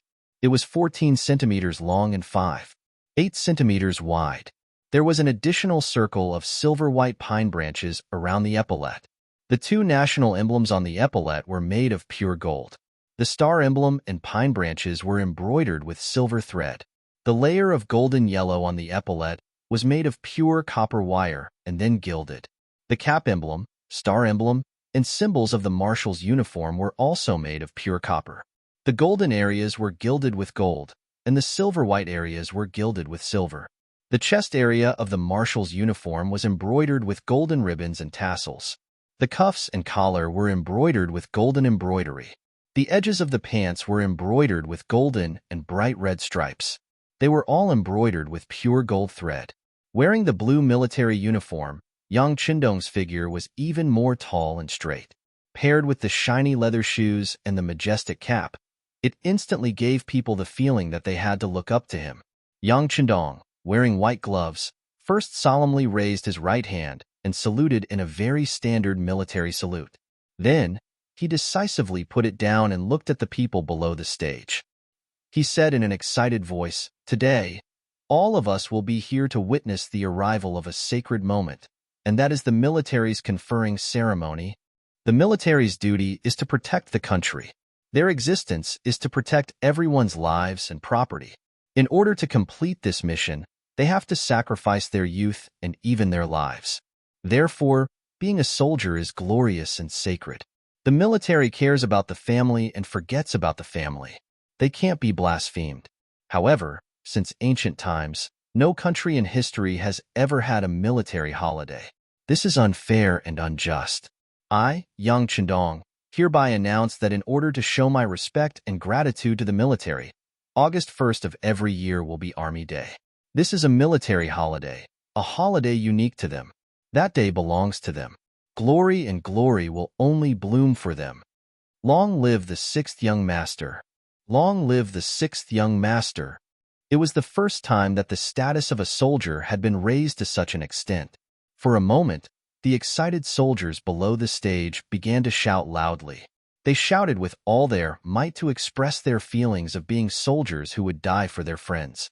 In the crowd, Xiaoyu was also tearing up when she heard Yang Chandong's words. Seeing that everyone's morale was so high, she was excited. She suddenly had a bright idea and sang loudly, "The east is red, the sun rises. The country has produced a Yang Chandong. He is the people." As soon as Xiaoyu started singing, her voice immediately became louder. The other 50 teachers who knew this song sang loudly at the top of their lungs at this moment to express their feelings. As for the other soldiers, they could only stare with their eyes wide open. They couldn't get a word in. After all, they hadn't learned this song yet. But even so, the singing of 51 people, no, it should be 54 people. There were also Chao Yin, Beta Persei, and Yang Si from Jianing Prefecture. 54 voices shouted loudly. It was not a small momentum. They smoothly finished singing the first time. The general idea of the lyrics was also heard by the other soldiers. He Yang, Song Deshang, and the other 5 teachers felt the meaning of this song. They made up their minds to find Xiao Yu and the others immediately after the ceremony. They must learn this new song first. After Dongfang Honga finished singing, the scene quieted down again. Yang Qindong's eyes were bright. He said in a loud voice, "Next, we invite the conferring personnel to come to the stage. The ceremony officially begins." As soon as he finished speaking, the sound of orderly footsteps could be heard on the stage. Tiger's Mane took the lead, followed by Gao Xiong, Lung Song, Yu Guang, Ting Shan, and Xiao Feng. They were all dressed in uniform. Among them, Tiger's Mane, Lung Song, Ting Shan, and Xiao Feng were dressed in pine branch green. They looked more calm and dignified. Gao Xiong and Yu Guang were dressed in white navy uniforms. They looked so dazzling and radiant. 6 sets of uniform were neatly worn on their bodies. They looked so neat and straight. Coupled with the large caps with the badges of the 88, they looked even more spirited and elegant. On their feet were black leather shoes that no one had ever seen before. A pair of white and clean gloves made them look very capable and imposing. As soon as this outfit came out, many young ladies and young wives in the audience widened their eyes. Some of the bolder ones were already blushing. They didn't even know where to put their hands. Chapter 36. At this moment, Tiger's Mane and the other 5 were also very excited, especially Xiao Feng. He was not famous and was only an old member of Lung Feng. However, because of his outstanding performance, especially during the recent naval battle, he cooperated with Yu Guang to take over the largest horse ship. He was the first to board the ship by diving and controlled more than 200 people on the ship with a Type 81 rifle. He was recorded as a great merit after the battle. This time, Yang Qindong directly included him in the first batch of 6 officers for the conferment ceremony. Tiger's Mane and the other 5 walked excitedly in front of Yang Qindong, who was wearing the commander's uniform. Then, a gorgeous long military rank appeared on the empty epaulettes. Just now, everyone felt that Tiger's Mane and the other 5 were lacking something. When the military ranks, collar flowers, and the Type 81 insignia were put on one by one, their spirits were lifted. They gave off a feeling of perfection and impeccable. Among the 6, Tiger's Mane was given the rank of captain, which was also the highest among the 6. Gao Xiong and Lung Song were given the rank of first lieutenant, while the other 4 were given the rank of second lieutenant. These were the 6 officers under Yang Qindong. After being conferred their ranks, the 6 of them uniformly saluted Yang Qindong and at the same time declared their loyalty to the 6th young master and the people. Then, a large number of soldiers who had passed Lung Feng's training walked up the stage. There were a total of 320 people, including He Yang, Song Deshang, and the other 4 instructors. This time, the 5 of them were not selected as officers. This was a lesson that Yang Qindong wanted to teach them. This kind of punishment was not excessive for underestimating the importance of cultural studies. However, it was too late for the 5 of them to regret it. If they had known this would happen, they would not have underestimated the importance of cultural studies. However, it was too late to say anything now. They could only perform well and hope that they would be included in the next conferment ceremony. 320 people walked up the stage. They had already changed into civilian clothes. Although it was a soldier's uniform, it still gave people a refreshing feeling. If it weren't for the example of Tiger's Mane and the other 5 officers, their appearance would definitely have attracted waves of screams. Even so, there were still many young men and women below the stage who looked envious. The 6th young master had said that not only men could become soldiers, but women could as well. There were even some special military branches that only women could do better. As for the other 2,000 auxiliary soldiers, they were also the reserve soldiers. When they saw the 320 soldiers standing neatly on the stage, they were all looking forward to the day when they would be recognized and pass the test. How cool would it be to finally get a set of such clothes? Presumably, when that day came, they wouldn't have to worry about finding a wife anymore.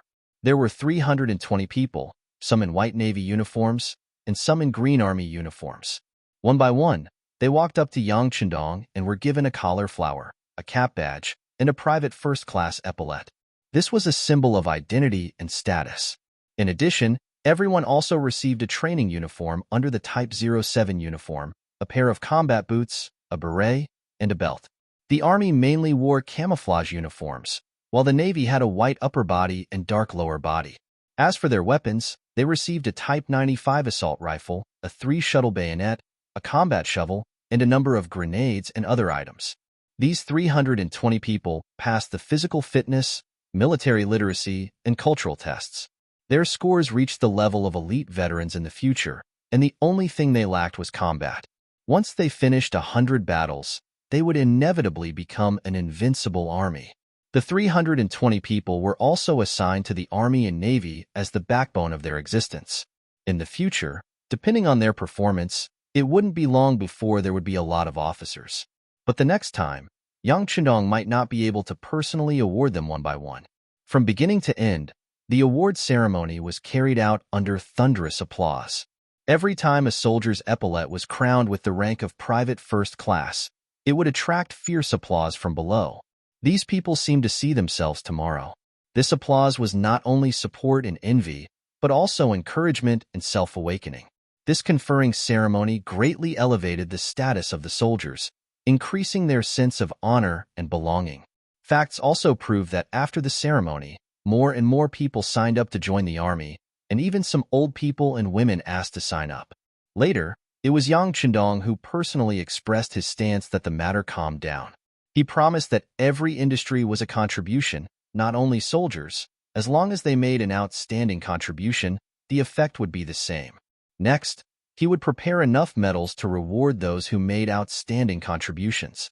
And the medals were not limited to soldiers, workers, farmers, even teachers and businessmen, and even members of the children's regiment.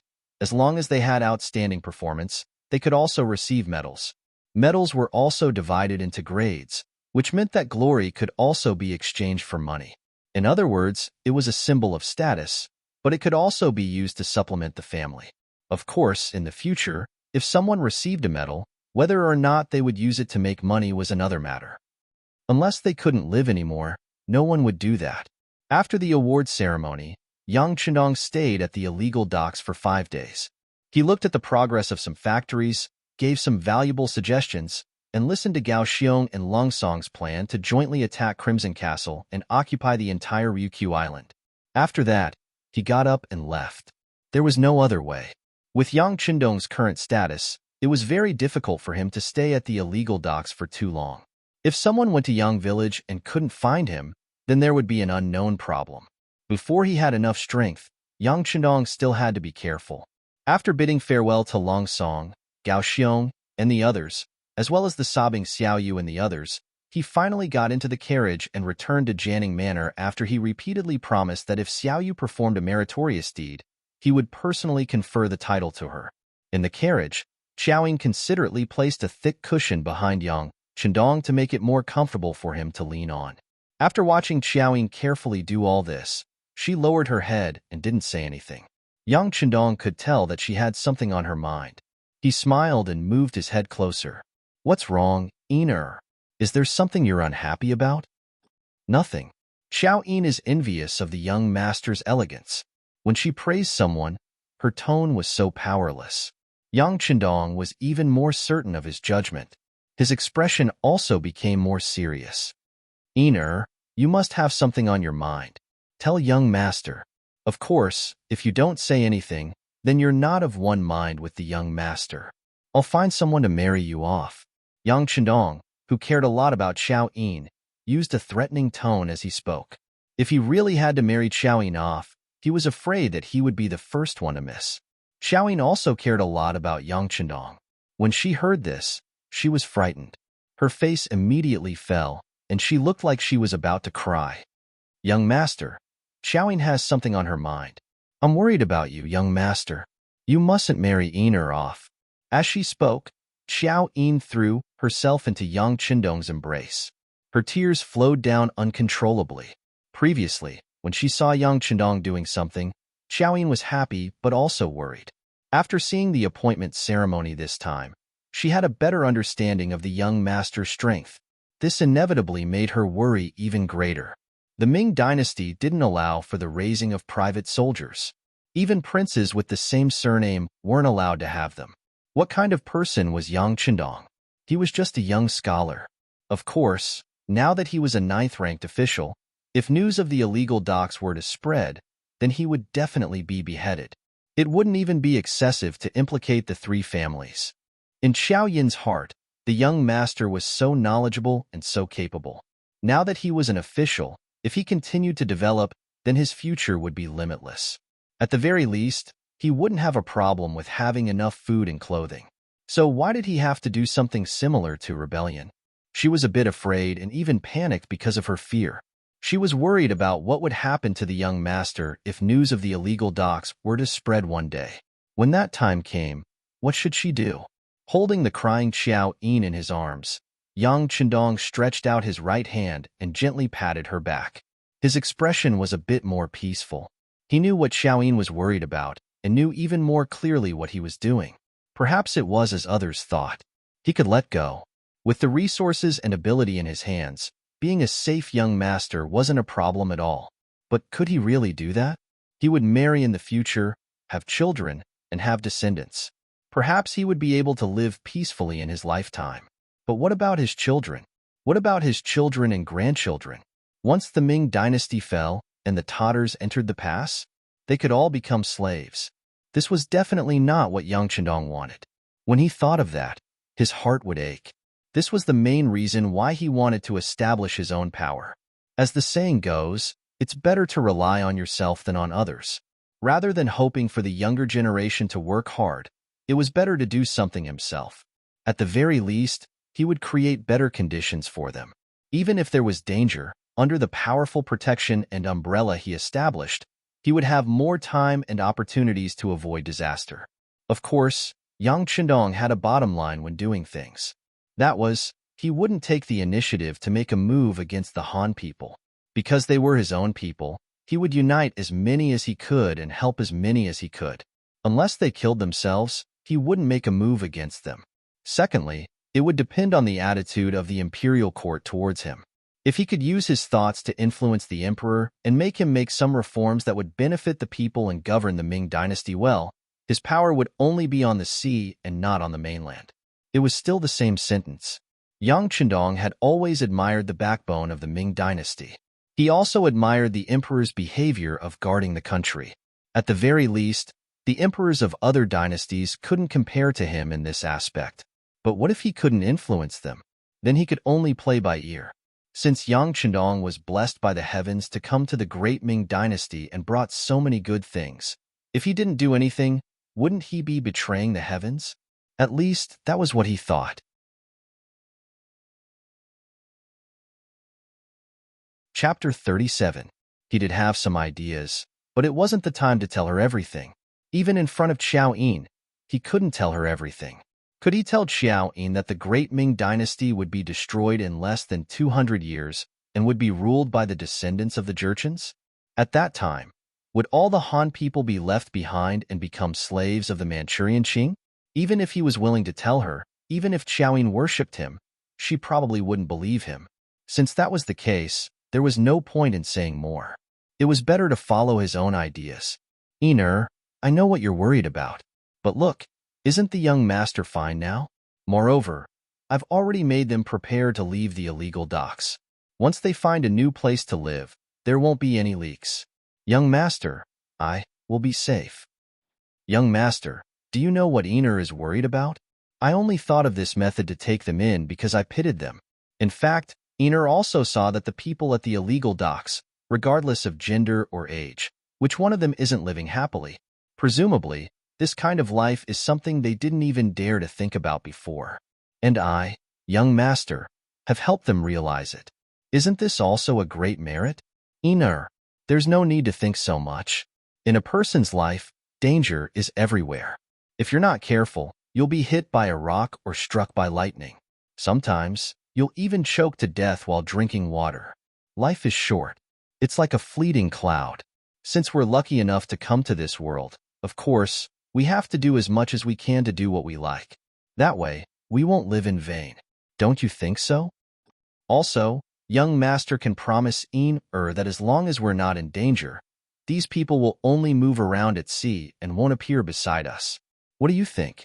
While persuading her, Yang Chendong gently stroked Xiao Yin's back, down to her hair, and finally cupped her cheeks and looked at her seriously. Really?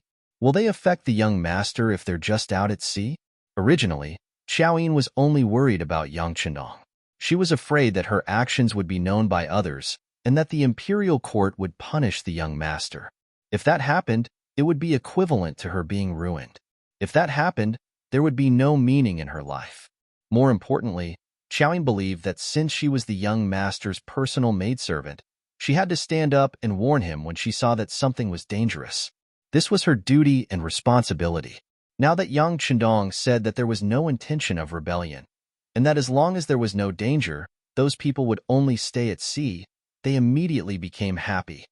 Of course, when has the young master ever lied to Iner? Yang Chendong saw that Xiao Yin had been persuaded, and his mood improved. He reached out his hand and tapped Xiao Yin's nose. Only then did Xiao Yin realize that she was so close to the young master. Her face immediately turned red, and when she felt a light scratch on the bridge of her nose, she threw him a coquettish look and said, "Young master is naughty." At this moment, Xiao Yin was so charming. In addition to her good looks, she had been eating well and sleeping well for the past 2 years. Her body had already become plump. All of this caused Yang Chendong's heart to sway. Even his body began to react. Cough. In order to avoid awkwardness, he felt that his body was only 17 years old. It was still too early for him to do certain things. He should wait a little longer. Otherwise, it would be detrimental to his health. Thus, he forcefully suppressed the excitement in his heart and tilted his head. With a sleepy expression, he said, "That Iner, the young master, is tired. He wants to sleep for a while." Xiao Yin had already noticed Yang Chendong's tall tint. She was already 18 years old, so she had already heard about it from her mother in the Yang family's old residence. Her face immediately turned red. Her heart was filled with joy because this proved her charm. However, she still said with concern, "Young master, if you're tired, then go to sleep. When it's time to eat, I'll have the tiger's mane stop and call you." Okay. At this moment, Yang Chendong felt very uncomfortable. He had actually lost his composure in front of Xiao Yin. After all, he had lived 2 lives. His mental age was already 40 years old. This really shouldn't be happening. He didn't know how to deal with the awkwardness in front of him. He simply tilted his head and went asleep for a while. June 1447. Duke Ing Zhongfu's farmland was seized. Eunuch Shi Ning tried to seize Duke Ing Zhongfu's farmland, but Zhongfu refused. Shi Ning's brother Shi Sheng led his dying slaves to beat up Zhongfu's wife, causing her to become pregnant and die. Zhongfu complained to Ing Zong, but Ing Zong refused to help Shi Ning's brother. Afterwards, Shi Ning instructed the Qing County magistrate to falsely accuse Zhongfu of seizing 20 hectares of farmland.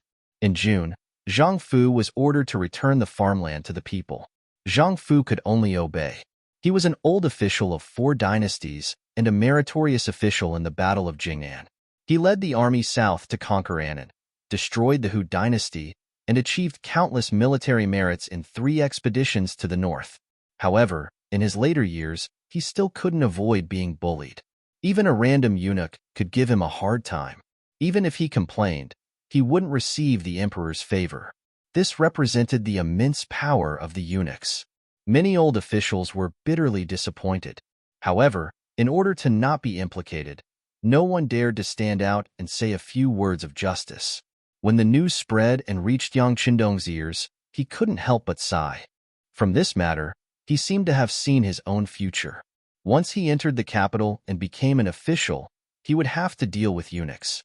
At that time, how could he let them have their way? If he really offended them, who knew if the same thing would happen to him? If that was the case, wouldn't he have to swallow his pride like Duke Ing? He had made so many contributions and was an old minister of several dynasties. In terms of qualifications and experience, he could be considered qualified. However, he was still unable to escape the fate of being bullied. This was tantamount to sounding the alarm bell for Yang Chendong. It made him firmly believe that maintaining a sufficient armed force was extremely important. A month later, good news came from the Black Pier. After careful planning, Gao Xiong and Long Song had worked together, and 7 days ago, they had successfully taken Crimson City and taken control of the situation there. The messenger had also sent a few plans and blueprints for the construction of Crimson City. Once the sixth young master agreed, they could begin to implement them. Holding the map of Crimson City, Yang Chendong did not sleep for the entire night. He spent half the morning perfecting the map and marking the locations of the factories. After that, he wrote a letter to Gao Xiong and Long Song, congratulating them on their victory. At the same time, he reminded them not to be arrogant. They had to follow their previous plan and slowly expand their territory and influence through assimilation. At the same time, they had to seal off Ryukyu Island so that only people could enter and not leave. They couldn't allow any news of what had happened there to be leaked, especially to the great Ming. For the sake of safety, Yang Chendong's method of communicating with others was always in the form of a secret letter, which was written with sugar water. Sugar water was a carbohydrate, an organic substance. When written on paper, it was colorless, but when burned, the organic substance would carbonize and turn black. In reality, all organic substances would turn black when burned. This technique sounded very simple, but no one knew about it at the time. It was guaranteed that even if the letter fell, no one would know what was written on it. With Crimson City taken, the Black Pier began to move. Most of the factories, civilians, and barracks there would be demolished, leaving behind only a few small houses for daily communication. This way, even if someone discovered that place, it wouldn't be a big problem. Yang Chendong could finally have a good night's sleep. Ever since the Black Pier had been established, Yang Chendong had been very cautious. Gao Xiong had said more than once that the Black Pier was in a very remote location and was destined to be very difficult to discover. But its existence meant that there was a chance of it being discovered. This was inevitable. As a result, he hadn't had a single day of proper rest. Now that the Black Pier had moved, the stone hanging from his heart could finally be put down. This also meant that his plans for the seaside had officially come to an end. What came next was to prepare for the capital. For this matter, Yang Chendong called the old butler, Yang Hai, over. He had to trouble him to make a trip to the capital and find a good place on the outskirts of the capital. It had to be at least 1,000 mu to 2,000 mu. He wanted to build a Yang family manor in the north. There were two reasons for this. Firstly, he wanted to plant potatoes. This was a high-yield crop that no one knew about, so naturally, he had to experiment with it first. In truth, there wasn't much to experiment with. Yang Chendong was only doing this to give others a visual impact, so as to obtain a better reputation for himself, and perhaps even a better official position. Secondly, and most importantly, he needed a relatively safe place. He didn't want to live in the capital. If any danger were to occur, he wouldn't have enough time to react, and there wouldn't be enough time. But if he were to live outside the capital, he would have more protection. With the name of potatoes, no one would be able to criticize him. In short, Yang Chendong had always been on guard. He would definitely not be like Zhang Fu, who would let others bully him without retaliating. People said that even a rabbit would bite when cornered. As for whether Yang Chendong would bite someone or not, it would depend on how anxious he was and how much he was forced to do so. Bringing the potato seeds and some farmers of the Yang family manor, Butler Yang Hai began his journey to the north. This time, he would stay there until the sixth young master went to the capital. Then, he would hand over the position of butler to his son, Yang Nung, and return to the old house in Janning Mansion to enjoy the rest of his life. This was also approved by Yang Chendong. This time, Yang Hai also brought his son, Yang Nung, to teach him what a good butler should do. Everything seemed to be going very smoothly, and Yang Chendong was only waiting for the coming year. Once the mourning period was over, he would enter the capital and pay his respects to the prosperity of the capital. But just as he was about to do so, an unexpected guest suddenly appeared outside his old estate.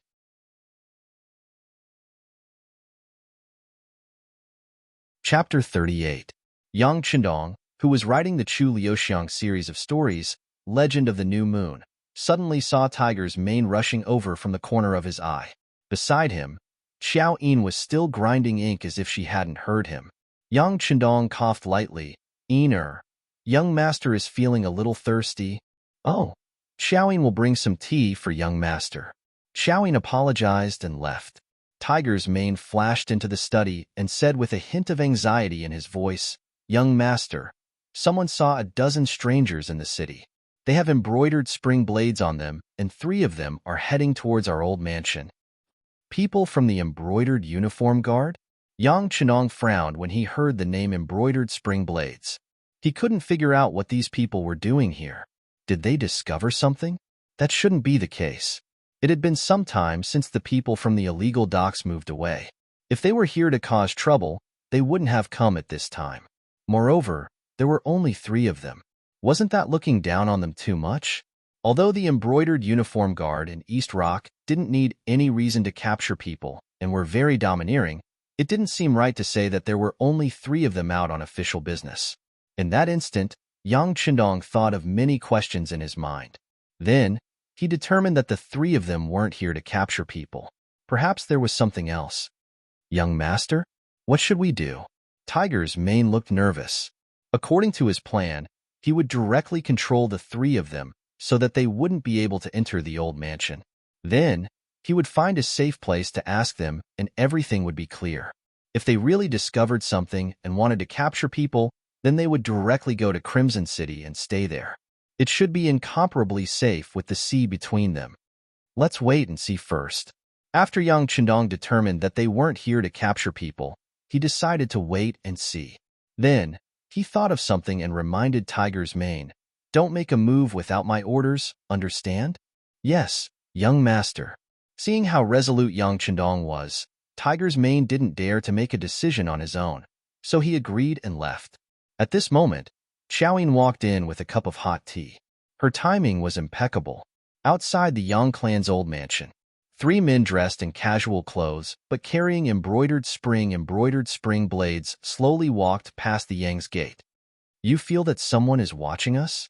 The young master's man's mane's eyes, T's mane's mane. Although this person was a little older, in his early 40s, it still couldn't hide the heroic spirit on his face. It could be imagined that when he was young, he must have been a handsome young master. "Head? I don't see anyone following us." One of them looked around and shook his head. "That's right, boss. This is a private visit, and we never revealed our identities. This isn't the capital, and no one in this tiny Jiangning prefecture would be able to recognize us," the other man confidently replied. "Is that so? In that case, I must have been mistaken." The man's mane shook his head and looked around. When he didn't find anyone suspicious on the street, he relaxed. "How about this? We'll leave through the back door. Like you said, we're not here for official business, so let's not go through the front door. We'll scare people." The 3 of them paused on the street for a short while before taking a detour to the back door of the Yang's mansion. Normally, unless something major had happened, only the side door and the back door would be open.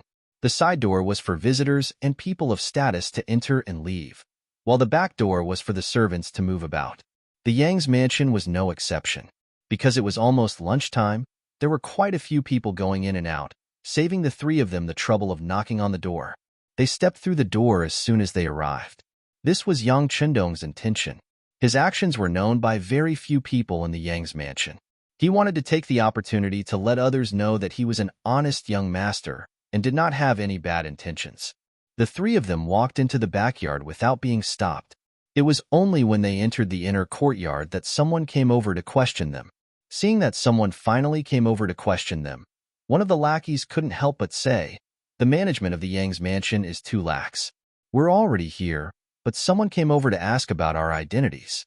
If we had any bad intentions, wouldn't we be able to easily take the 6th young master's life?" "That's right. I heard that this person was very powerful, especially when it came to writing martial arts stories. Now that I think about it, he's probably just an armchair strategist." The other lackey also had a look of support and agreement. When the middle-aged man heard the discussion of the 2 lackeys, he didn't say anything to stop it. This was because he had the same opinion. At this moment, the thought of being spied on had completely disappeared. It must have been an illusion. The person who walked up was a steward of the backyard. He was usually in charge of 4 or 5 Yang servants. It was because of this identity that he couldn't help but curiously greet the strangers when he saw that there were no Yang's people leading the way. "The 3 of you? Who are you? Who are you looking for? How did you get here? Being stopped, the middle-aged man didn't panic at all. On the contrary, he was very calm and said confidently, "We're looking for the sixth young master. We're his old friends." Old friends? Looking at the middle-aged man's age, the steward of the backyard didn't believe it. Who was the sixth young master? How old was he? How could he have friends of this age? Moreover, these people were his friends. It didn't make sense for them to come to the backyard instead of paying a visit to the front door.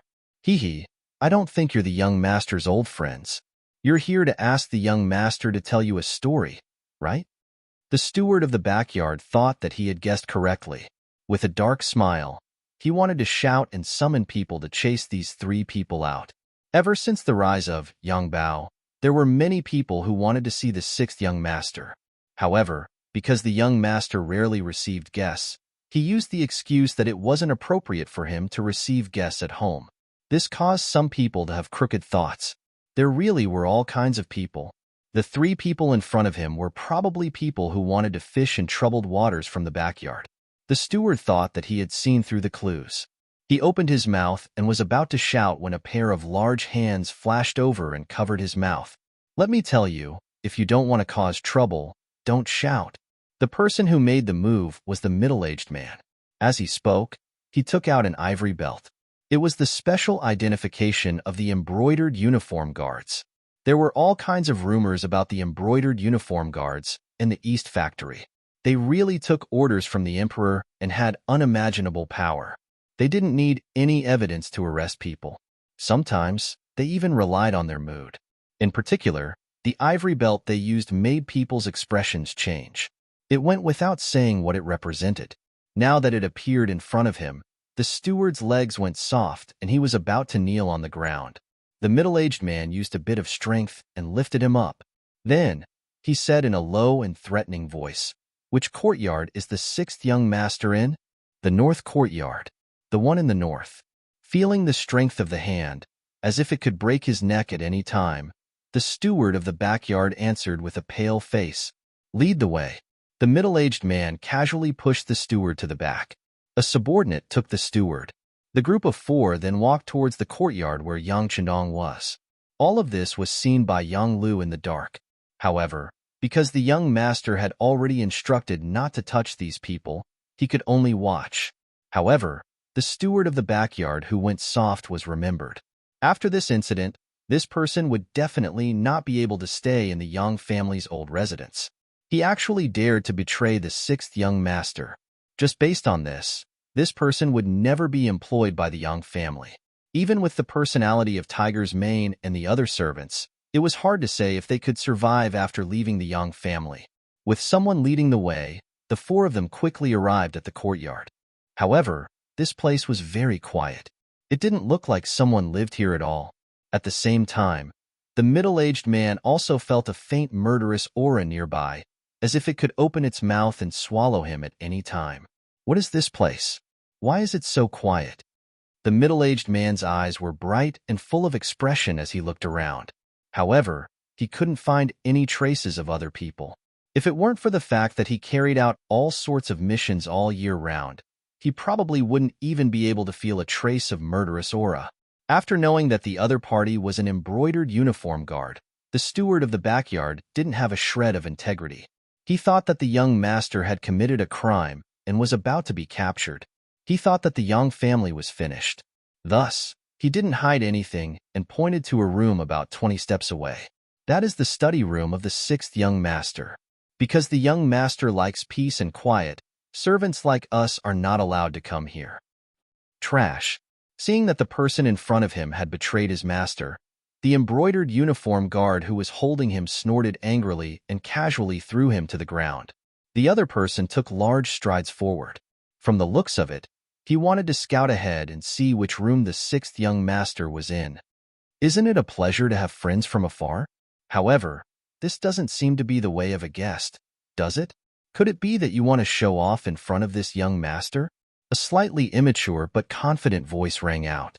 Following that, a young man in a green robe walked out of the study room, followed by a beautiful maid. He held a folding fan made of ivory in his hand, appearing rather graceful. The people who had appeared were naturally Yang Qindong and Xiaoyin. With Yang Qindong's keen senses, he naturally heard the approaching footsteps and knew that someone had arrived at the courtyard. However, he didn't immediately walk out. Instead, he pointed outside the window for Xiaoyin to see. Some troubles will appear even if we don't want to. You will slowly understand this young master's intentions. You're tuning in to the Warrior Lore YouTube channel. Don't forget to subscribe and join us on this journey to catch the most captivating stories.